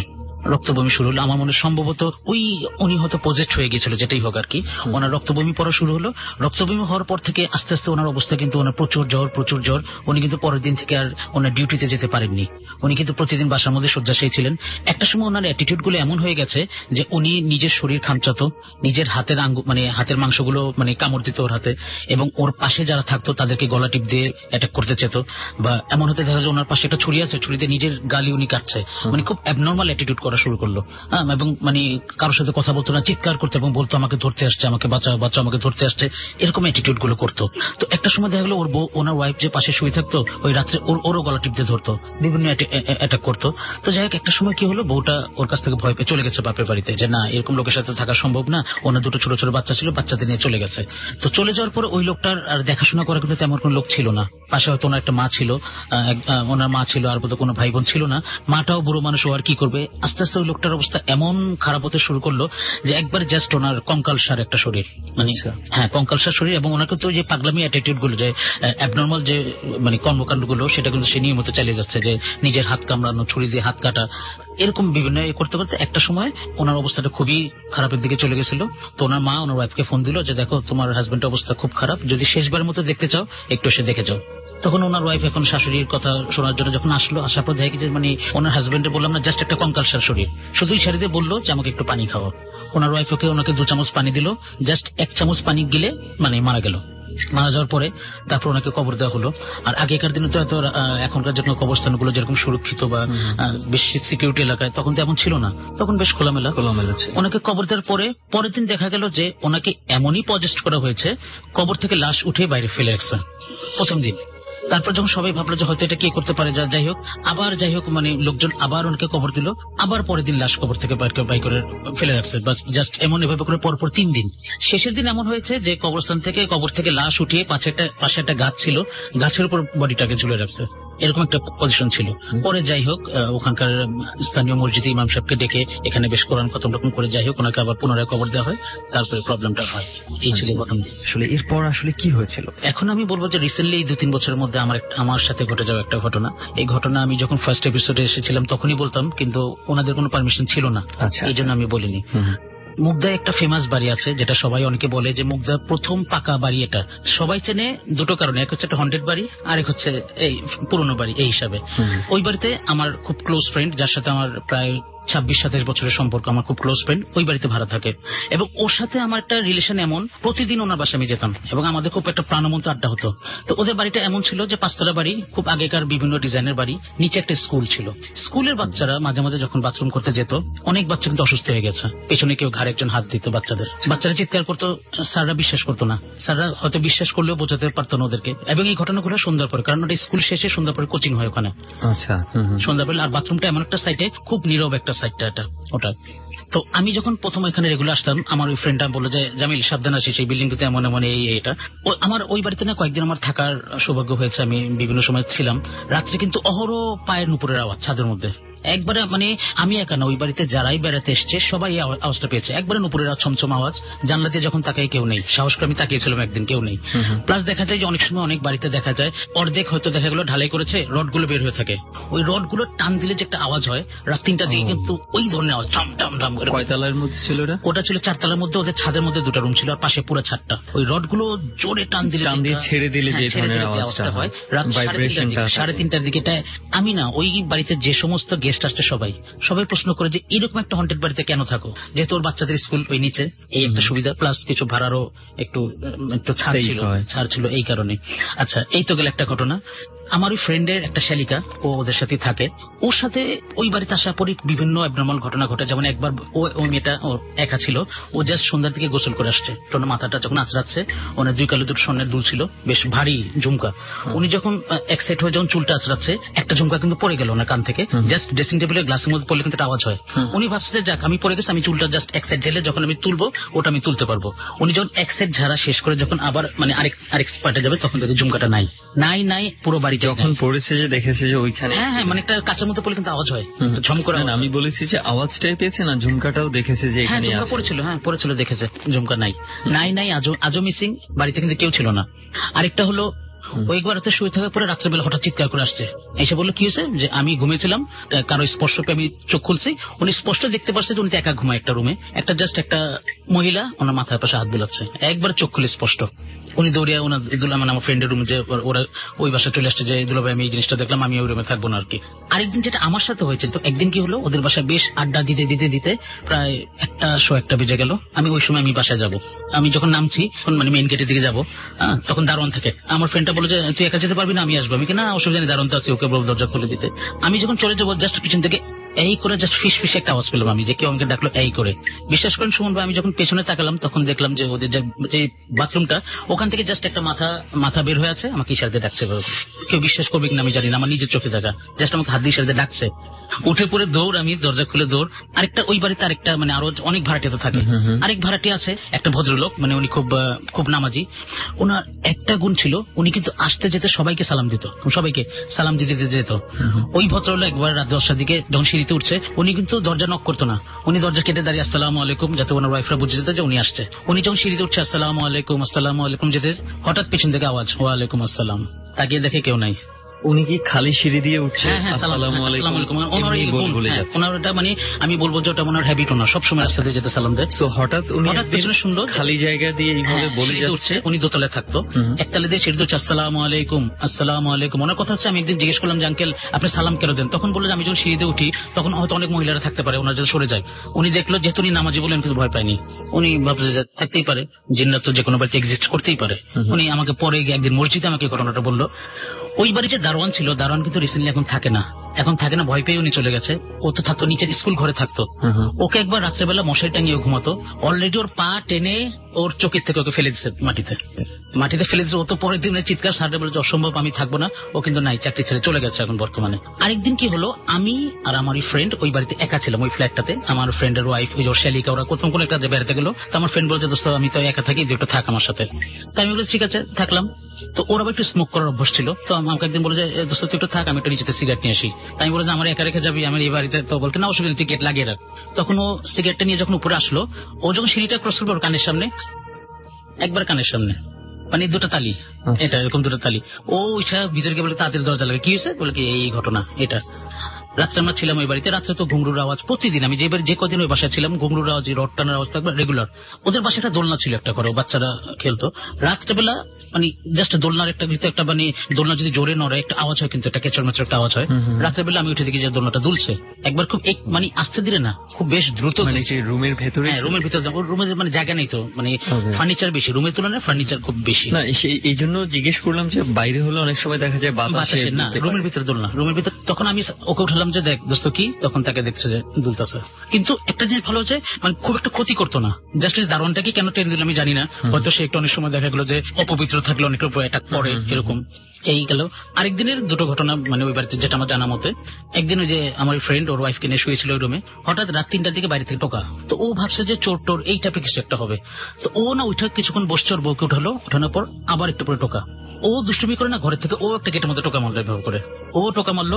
ঠিক ও যতবার টোকা মারে, জাস্ট আমি আপনাকে এক্সাম্পল দিয়ে, হয়তো ও 2টো টোকা মারলো বাইরের থেকে, ঠিক 2টো টোকা, আবার 3টা টোকা মারলো বাইরের থেকে 3টা টোকা। তো ভাবছে যে কোনো চোর হলে তো এরকম ফাইজলামি করবে না, কারণ চোরের তো একটা জানের ভয় থাকে। তখন একটা সময় না ওর ওয়াইফকে বললো যে একটা কাজ করো, তুমি জানলা উকি মেরে দেখো তো ছাদে কি আছে। তখন ওর বলকে অসম্ভব, আমি দেখবো কি, তুমি দেখো কি। ও জাস্ট জানলা উকি মারলো, কেউ নাই। তারপর একটু শিওর হওয়ার জন্য অনেকক্ষণ থেকে টোকা চলছে অনেকক্ষণ পরে ওর বাড়িওয়ালা থেকে দোতলায়, বাড়িওয়ালাকে ফোন দিল যে ভাই আপনি একটু ছাদে আসেন, একটু প্রবলেম হয়েছে। তখন বাড়িওয়ালা বলকে না এত রাতে আমি কেন যাবো, বলকে না একটু আসেন, প্রবলেম হয়েছে, একটু আসেন। তখন বাড়িওয়ালা যখন আসলো, পুরো মানে ছাদটা এমন একটা ওদের ছাদটা যে কোনো রেলিং না যে একটা চোর উঠবে, বাড়িলে সে কিন্তু কাউকে পায়নি। এই একটা গেল। আর সর্বশেষ যে ঘটনাটা ওই বাড়ির, যে আমি একদিন এরকম একটা আড্ডা দিতে দিতে ঠিক রাত মানে জাস্ট আমি বললাম না আমাদের একটা প্রাণবন্ত আড্ডা হয়, তো আমি আড্ডা শেষ করে তো 1টার দিকে আমি নামলাম। তো আমি নেমে নিচে যাওয়ার পর দেখি কি যে আমি দেখলাম যে একটু মানে বাইরে খুব গরুর দুধে চা পাওয়া যায়, খুব ভালো, আমি যে একটু চা খাই। ঠিক আমি রাত 1:45টার দিকে আমি চা খাচ্ছি, যখন আমি যে পয়েন্টে দাঁড়িয়ে চা খাচ্ছি ওখান থেকে ছাদটা পুরো দেখা যায়। আমি দেখি কি তখন বাজে 2:15 বাজে, একটা 4 থেকে 4.5 বছরের বাচ্চা ওদের গেটের সামনে দাঁড়ানো। জাস্ট বাচ্চাটা একবার ওই পাশে মুভ করছে, একবার ওই সাইডে যাচ্ছে, একবার এই সাইডে। আমি সাথে সাথে আমার ফ্রেন্ডকে ফোন দিলাম যে দোস্ত দেখতো তুই তোর জানলা দেখে কাউকে দেখিস কিনা ছাদে। বলে কেন, আমি কি তুই দেখ না একটু খালি। আমি কিন্তু ফোন ধরা, ও জানলা খুলে দেখছে না দোস্ত কেউ তো নাই। আমি কিন্তু এখান থেকে দেখতেছি আছে। বলে কি আছে, আমি দেখতে এরকম ছোট বাচ্চা হাঁটতেছে এরকম, জাস্ট একবার ওই পাশে যায়, একবার তোর গেটের সামনে যায়। এটা আমার চোখের সামনে দেখাটা নিজের। এটা তো সুমন ভাই, এই হলো আমার ঘটনা। ঘটনাগুলো কেমন লাগলো কমেন্ট করে জানাতে পারেন। আপনারা চাইলে আপনাদের সাথে ঘটে যাওয়া ঘটনাগুলো শেয়ার করতে পারেন। আগামীকাল আবার ফিরব।